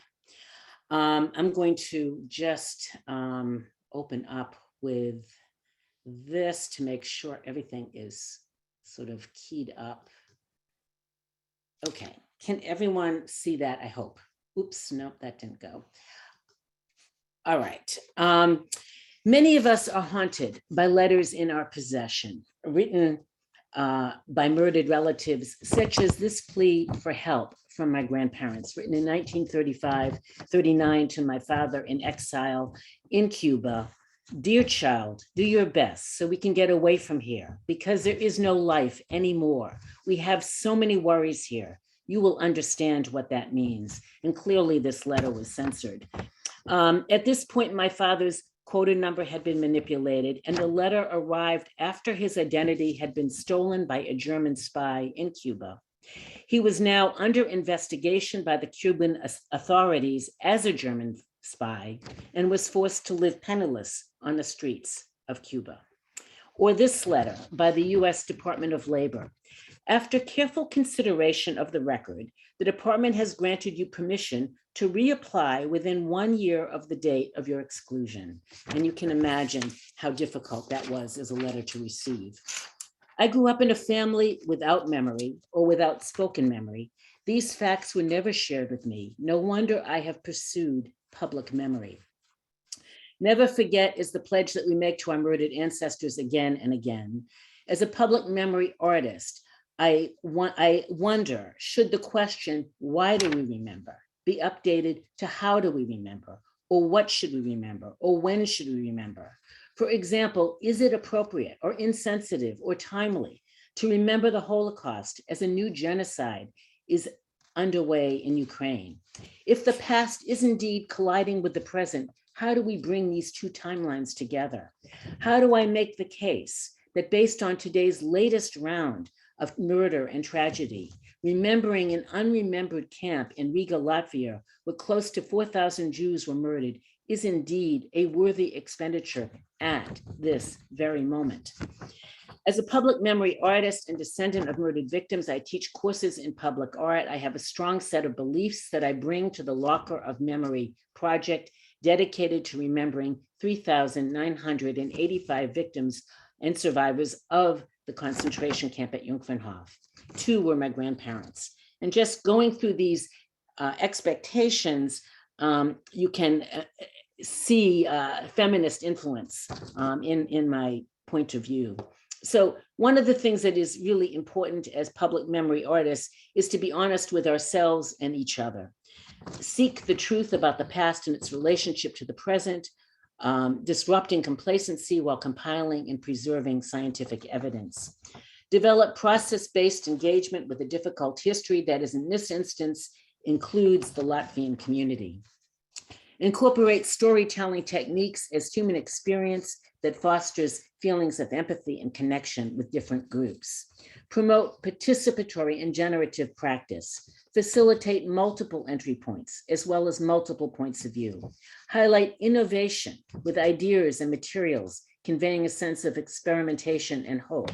And finally, believe in the creative process as a vehicle that promotes inquiry, investigation, and meaning making. I am working with 8 talented professionals from 4 different disciplines, representing 6 different cultures. Most of us have never met face to face. The Jungfernhof concentration camp we began really 2 years ago. We began with a very sketchy history and outline of the site, and we have now gathered more history, more information than we can contain in a single website, or that I can certainly present in a single case presentation. Early tensions within the group concerning what language to use in reference to the camp status. Is this a forgotten camp, an abandoned camp, a neglected camp, or an endangered camp, was at times heated.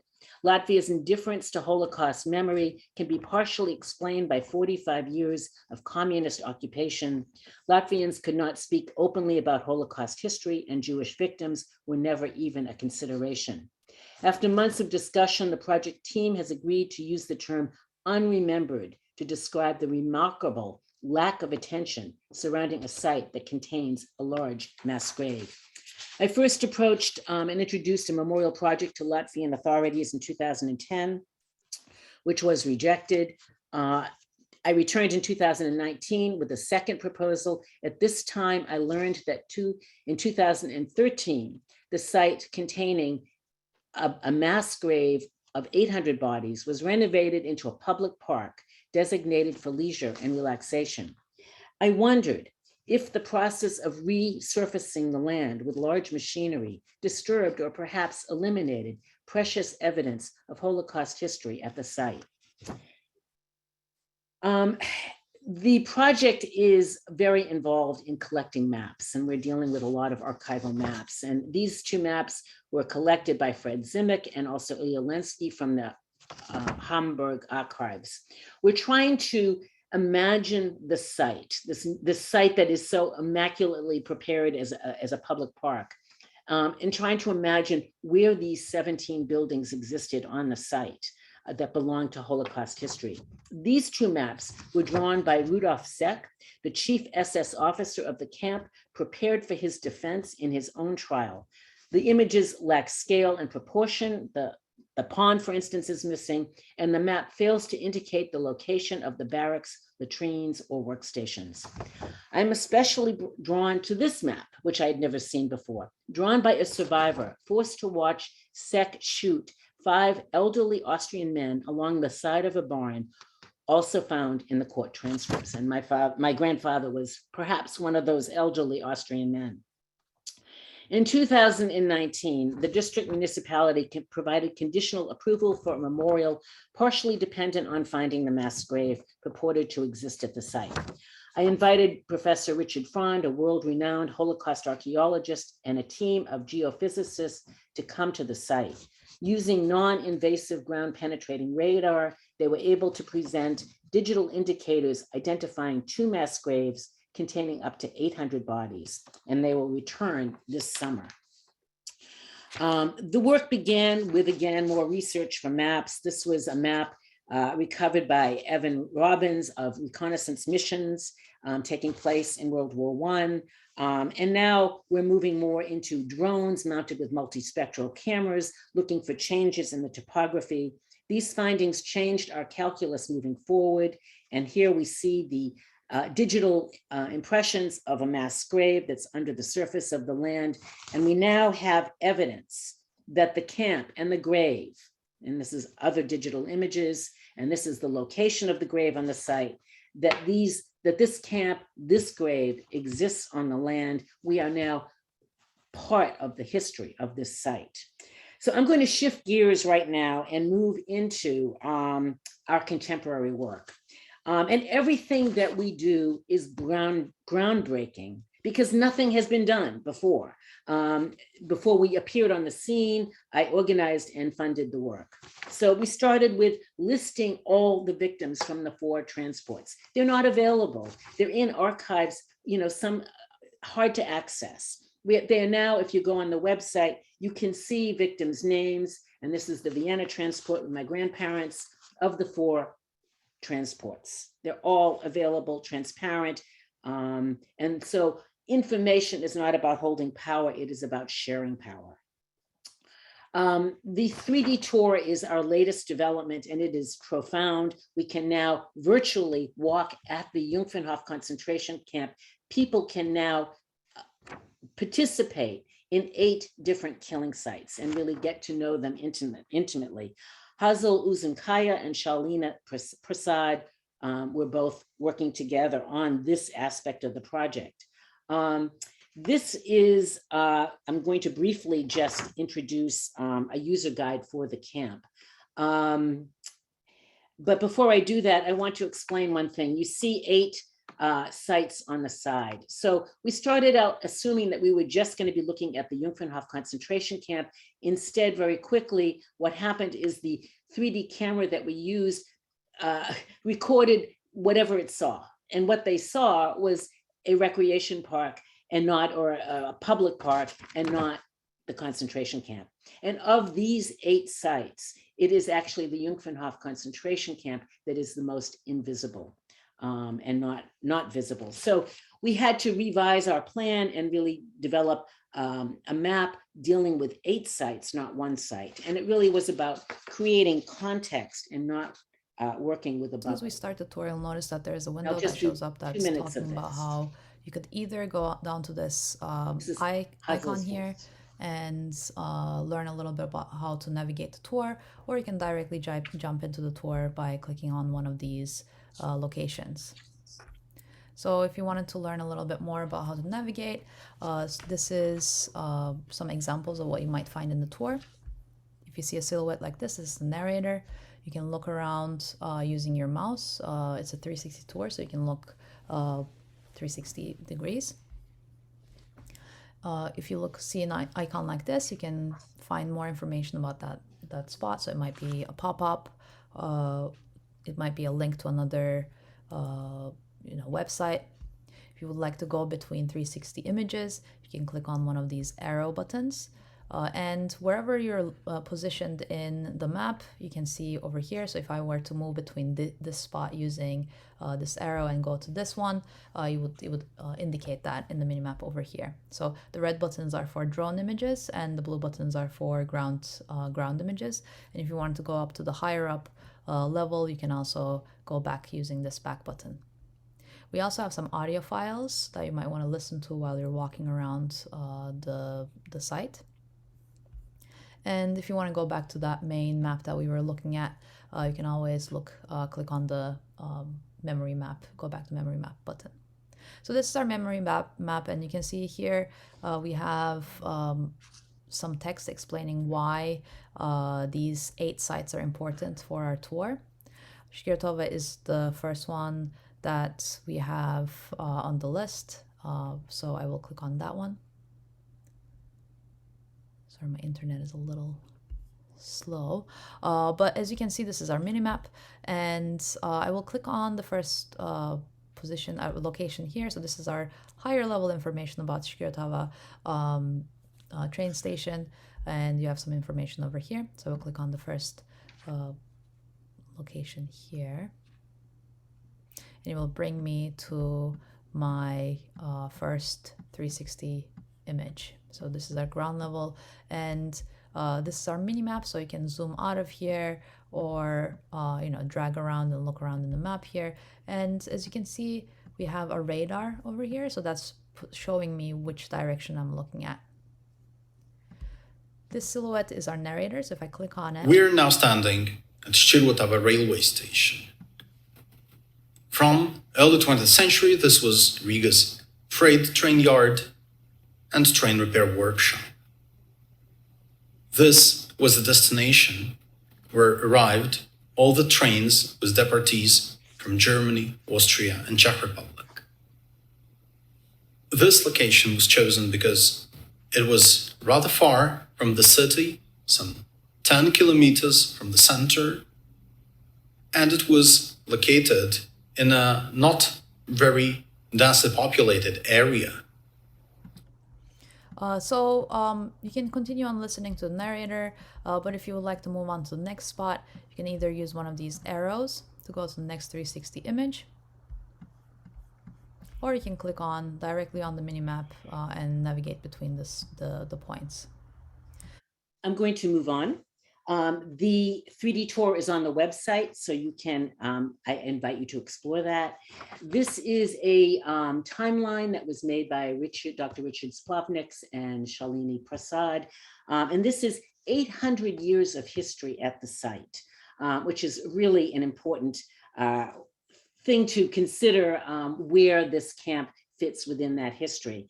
And what is most noteworthy to me is if you look at the Jewish history of the site, and it's very small, it's 2 years where, if you think about it, this is the only time in history that there were more Jews at a site than there were Latvians or Germans. So you can see the dominance of the blue circle, which I think is important to point out. And there's a long contextual essay on the site that you can read that details that history. This, I need to jump out of the slide share to share the audio tapes with you. I will see if there's time to do that toward the end of the presentation. There are 5 terrific audio tapes made by Evan Robbins and Fred Zimick, and they're just beautiful and remarkable to listen. About a public haining, about the selection process, the significance of water, forced labor, and a letter by Leonard Zimick. So Karen, I'm sorry, but we have to be a little mindful of time, so. Okay. I'm just going to then go through not much of this. This is just of the deportation projection images. And it's the first time that we're really looking at these images that tell the story of this camp and other camps that were intersected with this history.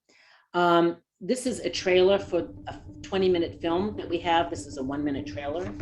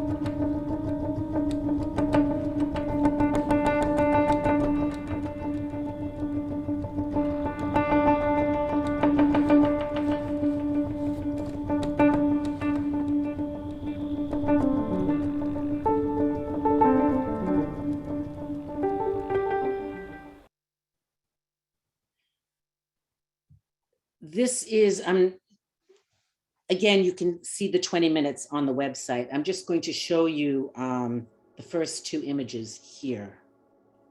This is of the perpetrators. And what is interesting here is these were the perpetrators in Riga.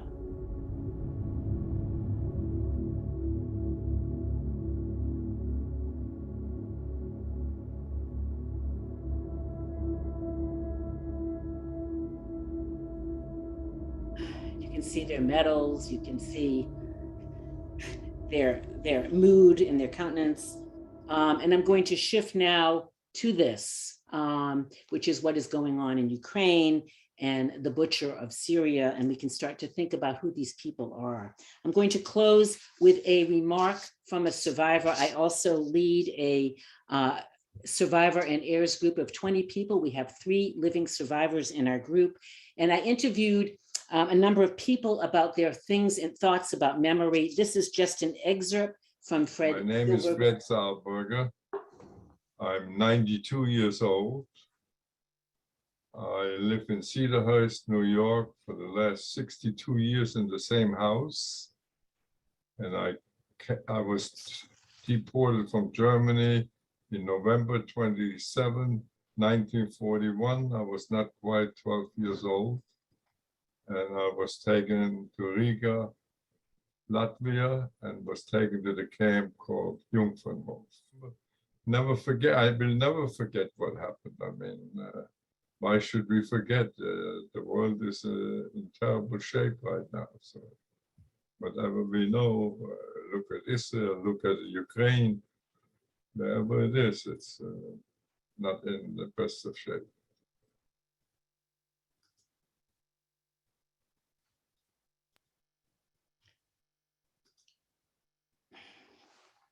Thank you.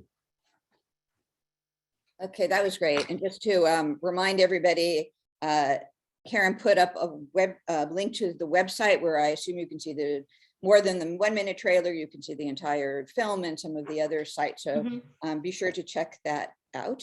And now we're going to have our last presentation. This is on hearing women's voices of resistance in Ukraine. So obviously very timely. And there'll be 2 presenters. The first is Uta Lindert, and then the second is Ornit Barkai. So Uta, take it over. Well, thank you very much, Laurel, for this kind introduction. I'm very happy to present today, together with Ornit, some reflections about the Ukraine from women's perspectives. When Annette and I started to work on this event, the war in Ukraine hadn't started, and no atrocities had been committed in Bucha. But now we hear daily news about atrocities, lives lost, hopes shattered. These people we hear about are men, women, children. Before we start, therefore, let us pause a moment. Let us be silent for a minute. Let us remember those who were killed during the Holocaust and those who are dying while we are speaking.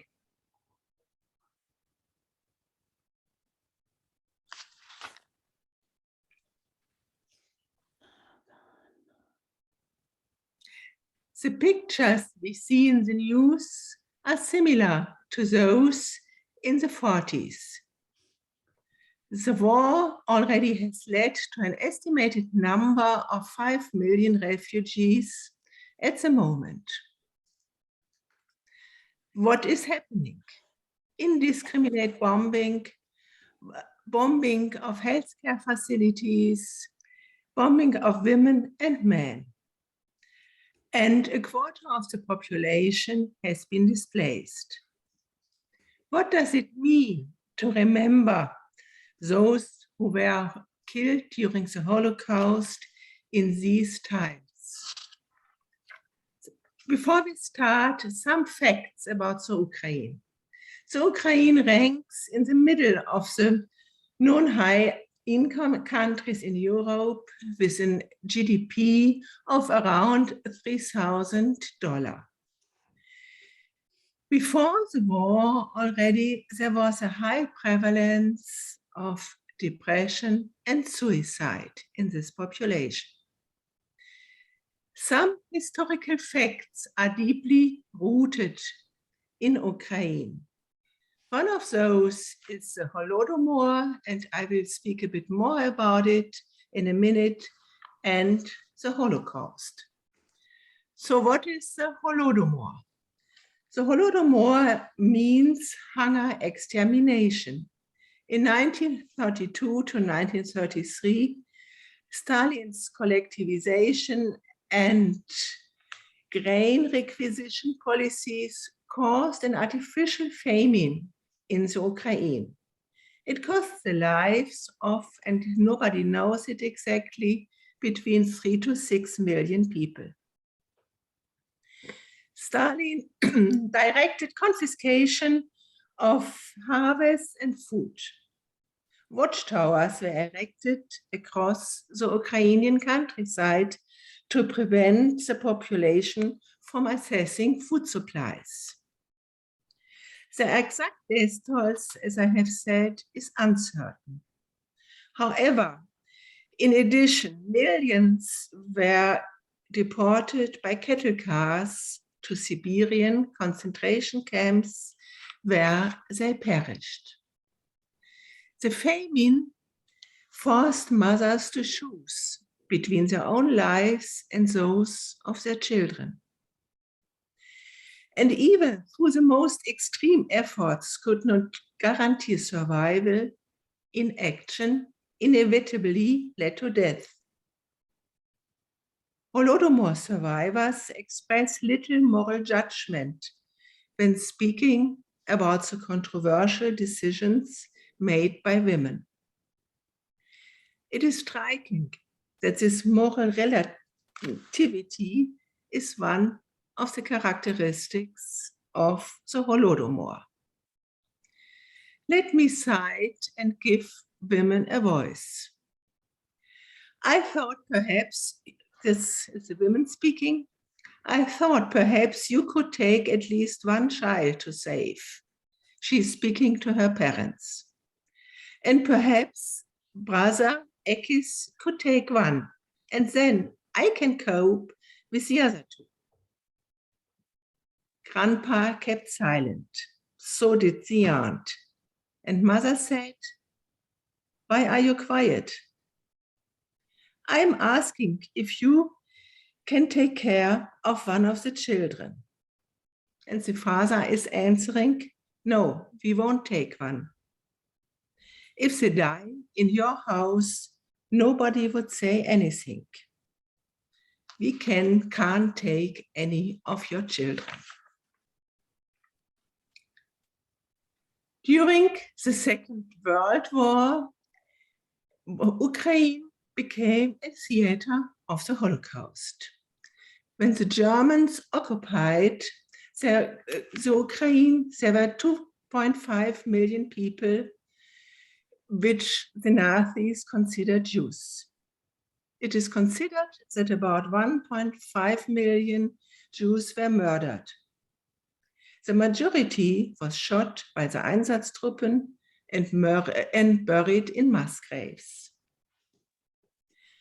Additionally, Ukraine became the graveyard not only for local Ukrainian Jews, but also for Jews transported from other parts of Europe.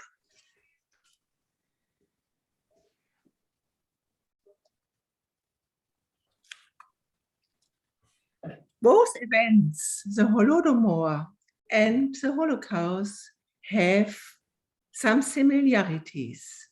Historians, like the famous Raphael Lemkin, in an unpublished study from 1953, first draw these parallels between the Holocaust and the Holodomor as paradigmatic cases for genocide.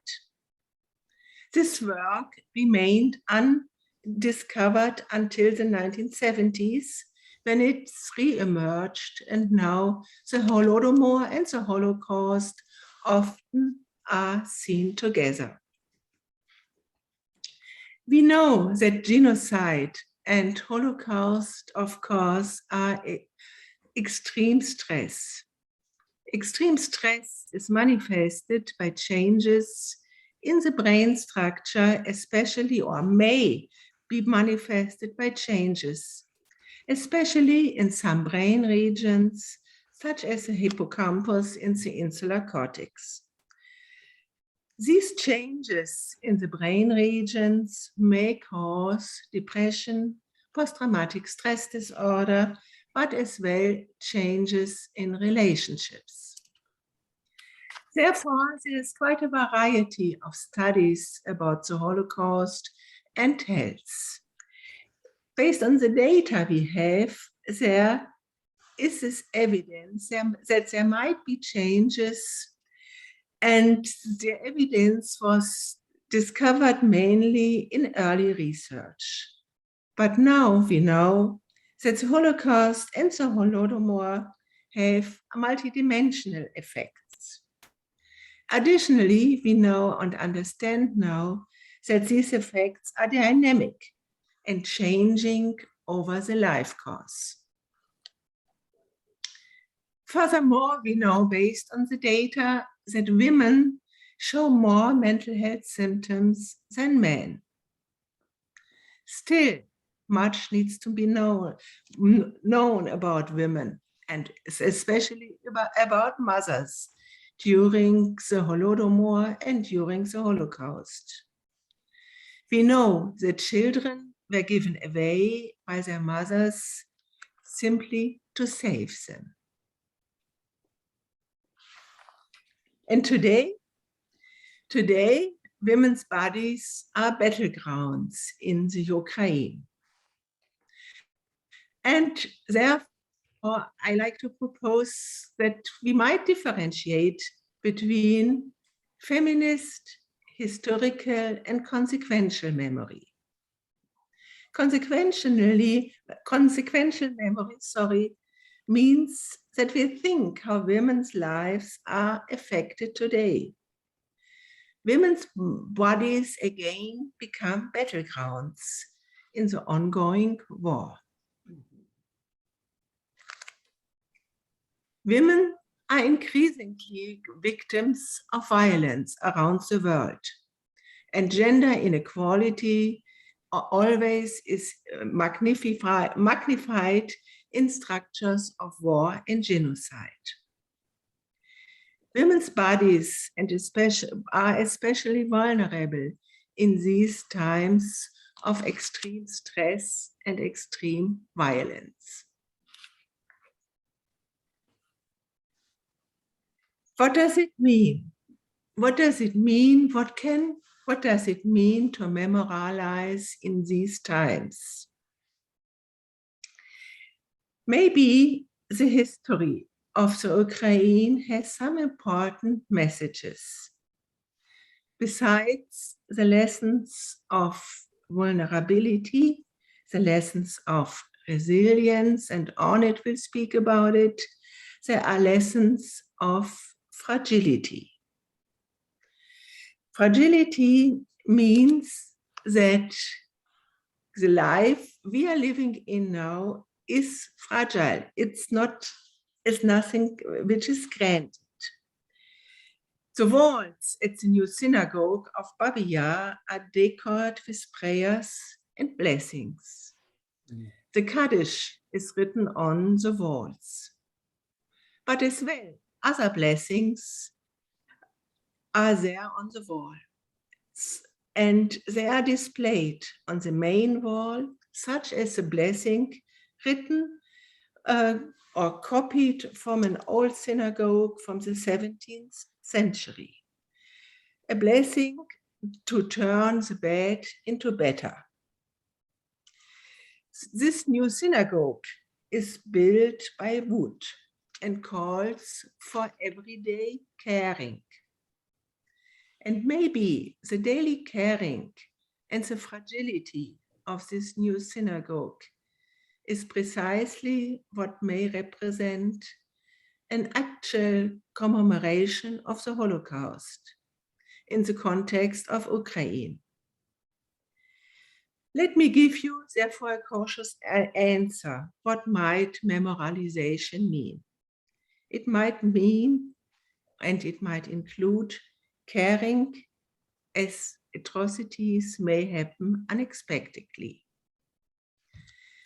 Now it's my privilege to hand over to Arnett Barkay, who will share with us some women's voices which complement the theory. Arnett, the floor is yours.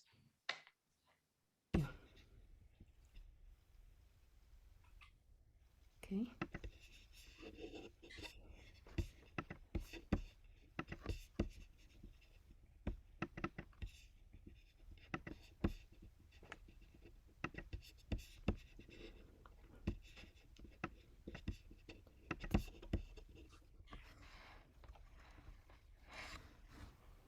Thank you, Yuta, and thank you everyone for joining us today. A few months ago, Yuta and I teamed up to examine women's voices in Ukraine in the aftermath of the Holocaust. 20 years ago, I set out to document the story of a child survivor of the Romanian Holocaust, the story of my mother, whose world turned upside down on November 13, 1941. She was 7 when she was deported from her hometown in Romania, embarking on a 3-year Holocaust journey to Transnistria, present-day Ukraine. In 2002, inspired by advice from Jerry Laub, founder of the Yale Center for Holocaust Testimonies, and himself a Transnistria child survivor, I went to Ukraine to listen, be present, and bear witness to stories that will connect the dots of my mother's Holocaust memory and of women's resilience within the larger context of World War II, or the Great Patriotic War as it is known in Ukraine.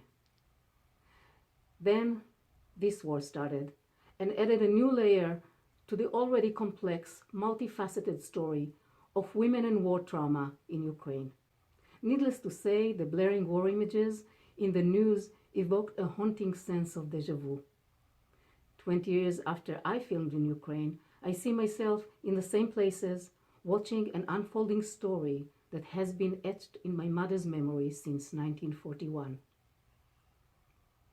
In 2002, my first interview on location was with Faina Vinokurova, historian and then deputy director of Ukraine State Archive in Vinica, who said that to understand the Romanian Holocaust, we need to understand Transnistria. The main source of investigation, the history of the Holocaust, and the and the places of deportation является румынская карта. Is the Romanian map. I later learned that to understand Transnistria, we need to understand Ukraine. And to understand Ukraine, we need to understand the Holodomor, translated as death by hunger or killing by starvation, otherwise known as the Great Famine. The suppressed national trauma of Ukraine caused by systematic man-made starvation of a nation known as Europe's breadbasket.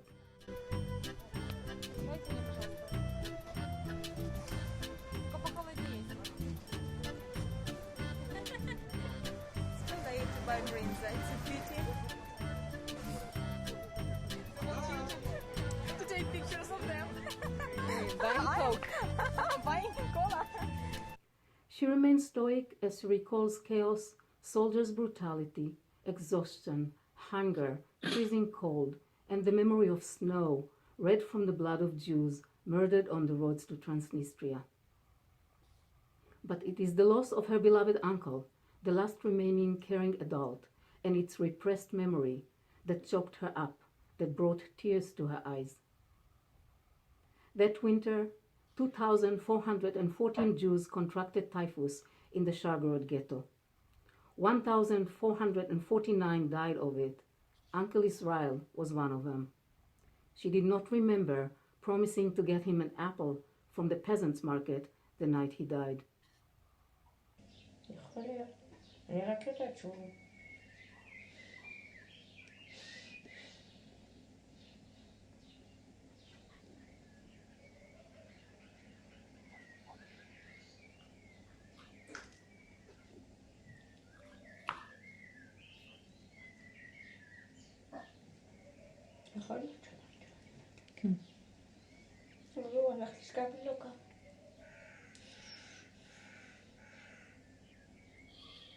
In his interview with me in 2002, Dori Laub said, while referencing Robert Krell, that secured parental attachment was one of the most significant factors in enabling resiliency among child survivors. In 2002, a decade into its independence, the lingua franca in post-Soviet Ukraine was still Russian. To visit the villages in Ukraine, it was necessary to go first to the Soviet Council to get access to witnesses who may remember and agree to share their memory. So we did. Добрий день, бабцю. А де вас сільська рада? З лівої сторони? З правої?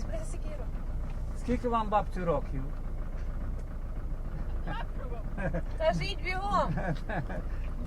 75 є? 75 є? А що ви робите зараз до вечора? Може заберемо її з собою? А? Може заберемо її з собою? Ні, чекай, заберемо. Що ще? А чи бабця кудись іде? Я не знаю, не хочу. Ні, давай підійдемо. Ти думаєш, там хтось є, Коля? Тож не буде. Бабцю, а там є хтось в сільській раді? Навряд. Нема? Сідай Та ви що? Сідай підвезе. То зараз 4:30. То ще є, так? That granny must have been one of the 4 surviving women in the village of Kapustiane, all in their 90s, who could remember the Romanian Jews. We ended up meeting 2 of the 4.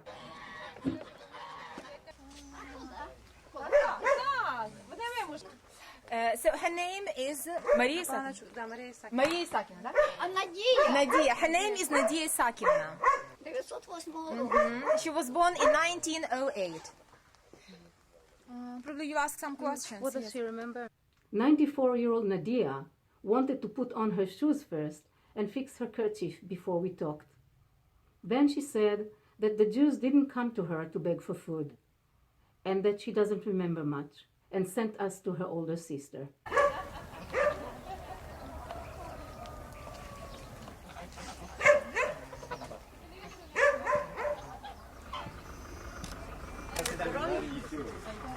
Granny is 96. He's a little bit deaf, so it's necessary to speak loud. Yes.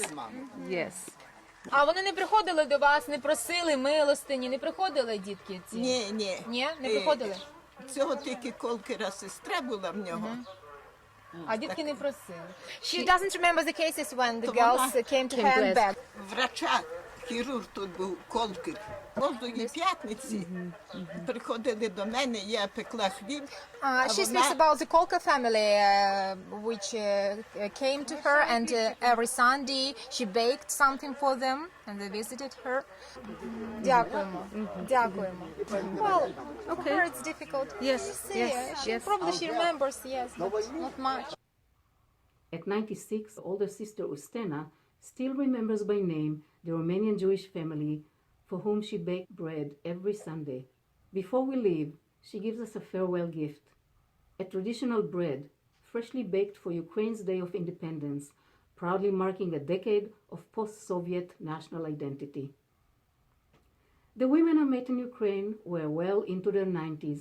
They survived the Holodomor, they lived through the Great Patriotic War, and they remembered the Holocaust. I may not know their stories in full, but in 2002, surrounded by close family, in their tidy village homes, they all expressed resilience. But nothing prepared me for the encounter with the old woman in the small village of Kopistirin. To this day, she is scared of dogs. Добрий день. Спасибо вам велике. Переступайте в мене уси, я не хочу, щоб вони йшли на город. Спасибо вам теж.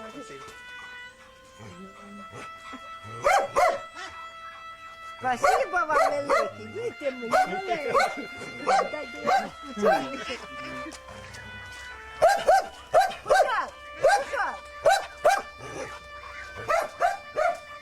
With no translator on site, I couldn't know what she was trying to tell me. Visibly emotional, in a language I did not understand, she repeatedly said, "Thank you, my cranes, my lost children. Let me kiss you." The Ukrainian-born anthropologist who later translated this footage explained that in her extinct Ukrainian dialect, the woman referred to old Ukrainian folk symbolism when she saw us. The crane is the national bird of Ukraine, seen as a symbol of family, loyalty, patriotism, and sorrow for our native land. Since World War II, cranes symbolize the souls of fallen soldiers that come back every spring to their loved ones. I will never know the story of that woman, but I do know that she spoke from a deep place, conjuring memory of loss and war trauma. A contemporary voice of resilience I find in Elizaveta Izmalkova, a 21-year-old Ukrainian refugee. Together with 300 Lithuanian women who answered her call to gather in Vilnius, they sing a 1922 anti-Soviet resistance folk song to draw attention to the ongoing war in Ukraine. To conclude, research shows long-term effects of post-trauma. Speaking of loss, trauma, and human resilience, Columbia University professor and PTSD expert George Bonanno ponders whether we have underestimated the human capacity to thrive after extremely aversive events, suggesting that despite psychology's knowledge, resilience in the face of loss or potential trauma is more common than is often believed, and that there are multiple and sometimes unexpected pathways to resilience.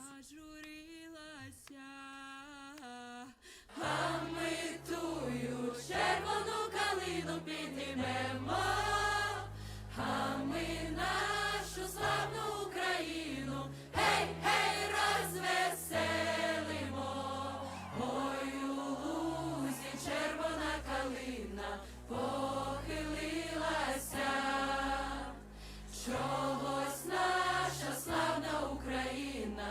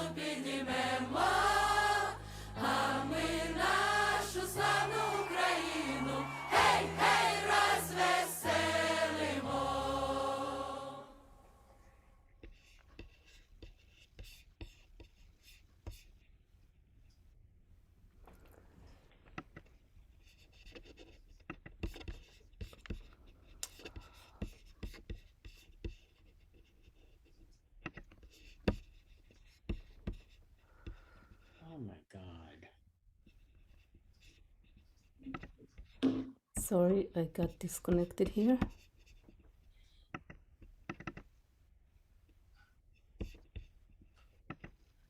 Here we are. Thank you. Sorry for the last. I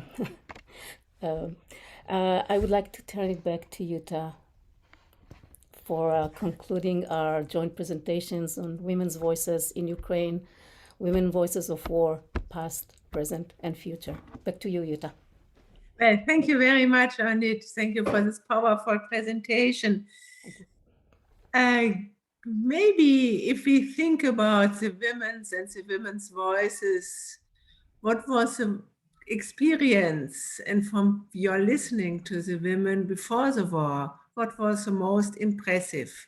What was the one which is stuck in your memory? Are you asking me? Yes, please. That would be a hard choice. I think, as it always happens with our presentations, there is a theme and there is a multi-dimensional way in which we all complete and complement one another. Each of us coming from a different angle, from a different discipline, from different perspective, sometimes different part of the world, and different experiences. And we all managed to bring it together, to put it together, either with family stories or with the way we look at events, world events, and with our disciplines. For example, as a digital storyteller, as a content creator, it's always important for me to bring a story, to look for the story. And in this particular presentation, it's the perspective of covering war. In my case, it's covering war memory, therefore the déjà vu. And it's a double déjà vu. And Ukraine is very much in the news, in the center of the news these days. And it brings me back to the days I was there looking for a memory that was forgotten or was not remembered or memorized. And I now look at it in a different way, following your presentation, looking at the much deeper layers of identity, cultural identity, which I think explains a few things as we look at the world today and what is happening. And in a way, all of us here today, back to your question, brought that together. Thank you for your answer on it. Maybe you have a question to me. Well, you talked about Holodomor, I talked about the Holocaust. You can't understand you cannot understand the Holocaust without understanding the Holodomor. And while you presented the grim prospect, the grim analysis of the effects, the post-traumatic effects of such a mega trauma to a nation, I went on with that, picked up on that, and when I listened to the voices of the women and look at them back in 2002, we're talking now 2022, there would be their grandchildren and the great-grandchildren. And I hear in their voices and what I see today, I'm looking at the half glass full. I'm looking at the optimism or the energy, the vitality. It's the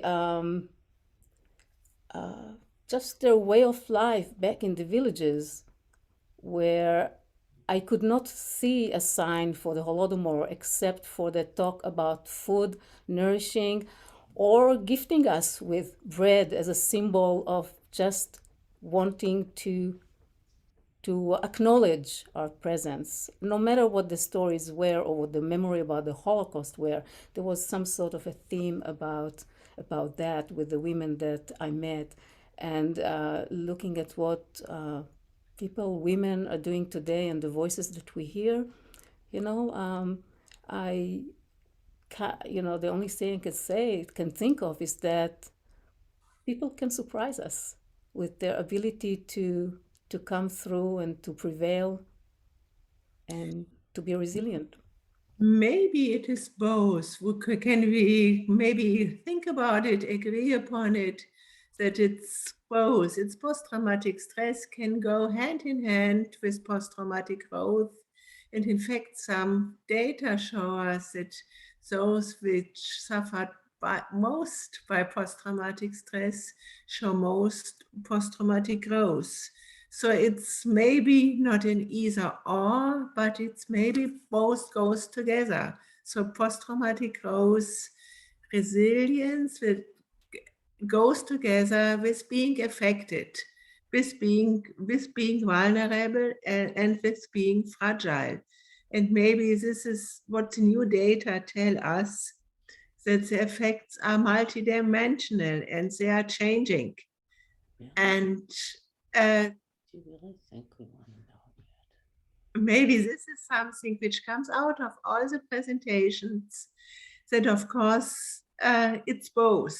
Of course, the Holocaust has damaged everyone around the world, but damage doesn't mean to be broken, but it means that something has changed. And I think I'm going to, I'm sorry, I'm going to jump in here because we promised we would be done at 1:30 and it's now 1:26. What I did want to say is we can go a little bit over. So, things will not go poof at 1:30. And I thought maybe there was one of the questions in the chat, which I thought kind of pulls a lot of this together and that any one of us could choose to answer. And the basic question is, what does memory mean in a context that warps the truth? Where we're having so much trouble figuring out what is truth, how to present truth, how we get rid of untruths. That seems like enough of a contemporary burden rather than also having to worry about it in the past tense, but we do. So I don't know if any of us want to jump in on that. Well, I'd like to begin just a little bit to bring it back. It's just amazing to me how all these stories came together in so many different ways. I just wanted to say that it isn't to tell the absolute truth, but we should be aware of all the things that come in to complicate the truth. And that's what I think we've all been talking about, that there are these perspectives, our vested interests that force us to look at certain aspects, force us to look to certain stories there were so many you could choose, yet you chose the story you chose. Karen's story of looking to in many ways talk about her grandfather. My point is that the truth is really the best attempt we can make to tell as many of those stories we can, gather those data, and then suggest, here are the patterns that seem to reflect the truth. And that to me is sort of the message of telling the stories, that all truths, whether we're talking about memory or history or literary or film, whatever we're talking about, are conditioned. And the best thing we can do is to make explicit what it is, so that we're maybe not telling the whole truth, but we are telling less false narratives, because we keep adjusting them back and forth. And we strive to tell the truth. It's not that we don't, but part of the striving is making evident what our biases are as best as we can. And then the others check those biases, right? And bring in another perspective. Karen Frostig, do you want to add something? Sure. So I would sort of just jump on that and talk about, and this happens in my teaching, I think we have to be very transparent about what our biases are. So for me, as a public memory artist, I'm also a Jew, I'm a woman, I'm a descendant of victims. That really affects how I think about memorial design at that particular site. I also think it's important that we promote multiple points of view and that we're aware of our own power and privilege as we think and look out upon the world.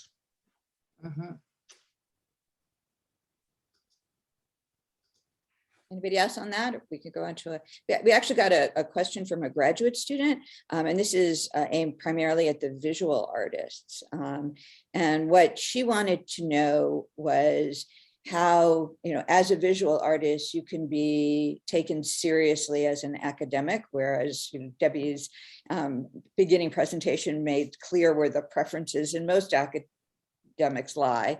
And then sort of along with that, and I think this maybe is partly what Karen was saying, is how you deal with your own subjectivity.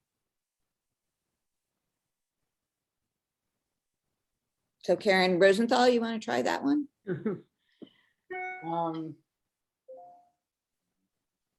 I'll pass, actually. I think I'm okay. Ornit. I can say that I actually always come to my visual work, which I don't necessarily call visual art. I come to it from the perspective of my hat as a former broadcast journalist.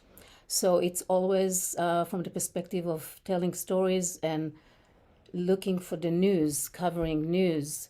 And what I do now with covering memory, if before I didn't really get the chance to cover war, in Israel, there's always war. I'm from Israel. So I cover different stories of looking for a kidnapped soldier, for example, issues like that. So I cover that live. I was, that was part of my work.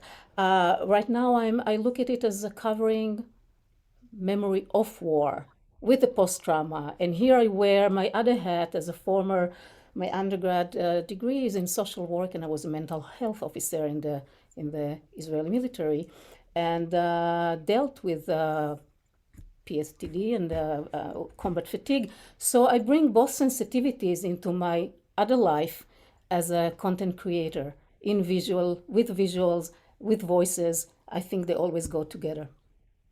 Okay, so now I'm actually going to turn it over a little bit. So I think, Nancy, if you might need to unblock someone. One of our alum of this group, Shula Reinhardt, is here, and she had a comment that she wanted to make. So I hope we can figure out how to get you on our screen here, Shula. Here she is.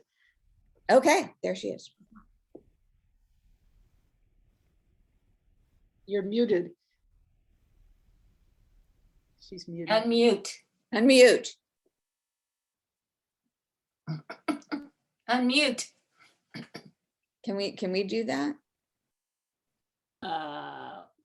Asking her to unmute, so I don't know. Oh, this again. There you are. We didn't hear any of that because you were muted. There was nothing to hear. First of all, I'm thrilled to have been able to hear this message. Not this program, because it is the fact that I created it a long time ago. And it's the combination, it's perfect. The combination of the Women's Studies Research Center Holocaust Research Study Group, and the HBI with its interest in Jewish women's experiences.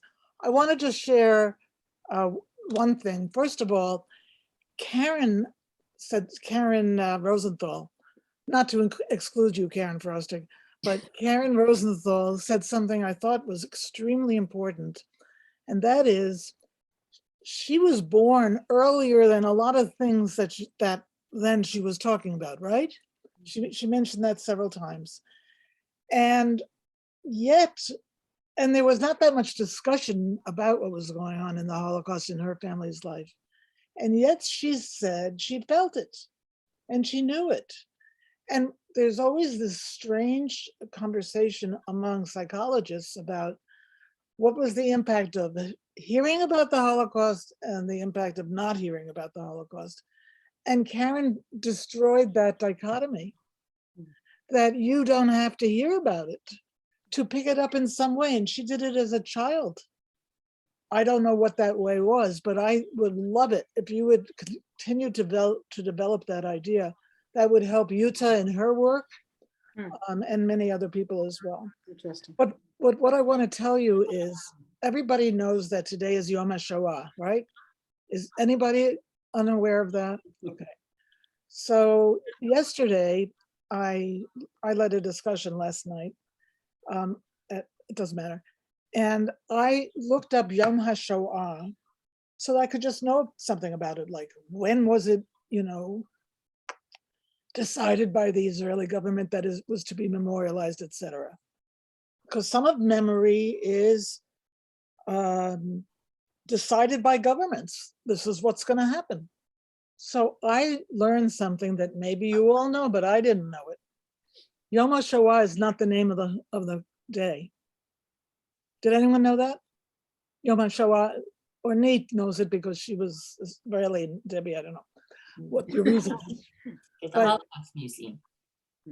Okay, so here is the name of the day as the Israeli government decided it in 1959.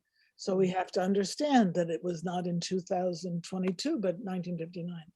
And the name of the day is Yom, which means day, HaShoah, which means the Holocaust, which means and, HaGevurah. How many people have heard that before besides Debbie and Ornit? Yom HaGevurah. Okay, so I'll just say it again. Yom HaShoah, which means and, Yom HaGevurah. So it's saying that this is a day with two meanings. Yom HaShoah is the day of remembering the Holocaust, the Shoah. And Yom HaGevurah means it's the day of remembering the bravery, the resistance, how would you translate Gvura? Bravery, courage. Courage. Yep. So the intention in Israel, heroism, thank you, Janet Lerner sent this over in mail.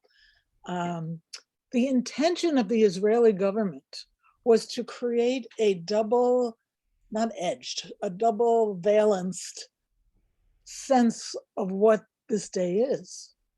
It's a day of remembering the suffering and remembering the heroism.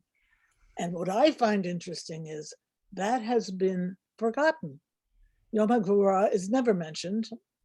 And the notion of remembering it as heroism is not so much mentioned either. So I think our task, one of our tasks for the historians among us, is to figure out why was it called that?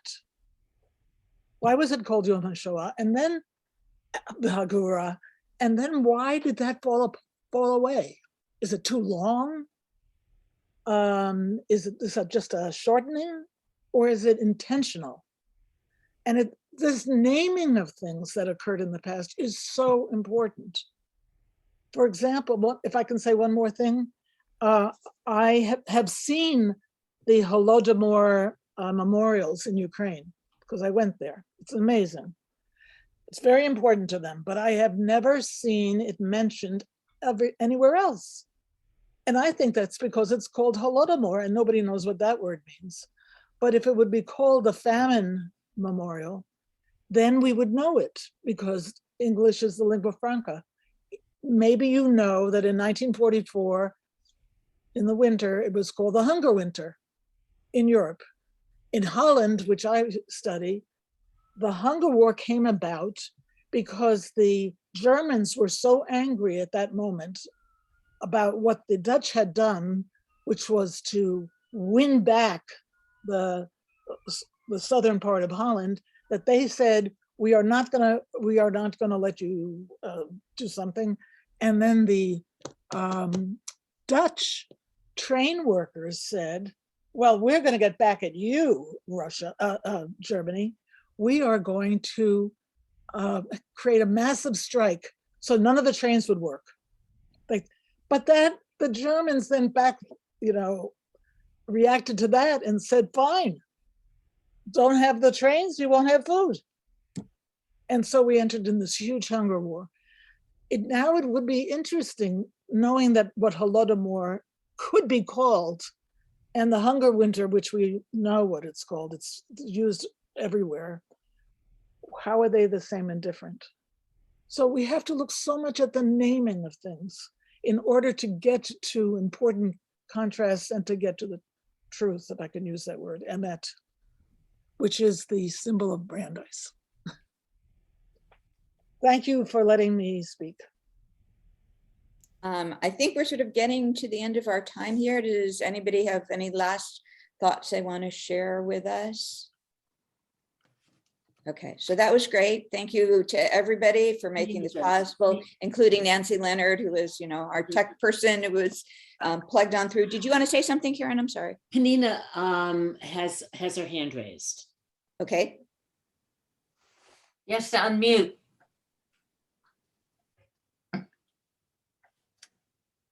You can't hear you. He has to unmute. She hasn't got control of it. Oh, Nancy does. No, she should have control over it. I'm asking her to unmute. Yeah. Do you know where the unmute button is? It doesn't work. It's okay. okay. Then next year. Join the group, Nina. Okay, thank you again to everybody. Have a wonderful rest of your day and commemoration. And thanks to our group and to Shula too for our alum. So thanks so much. Bye. Bye-bye. Bye-bye.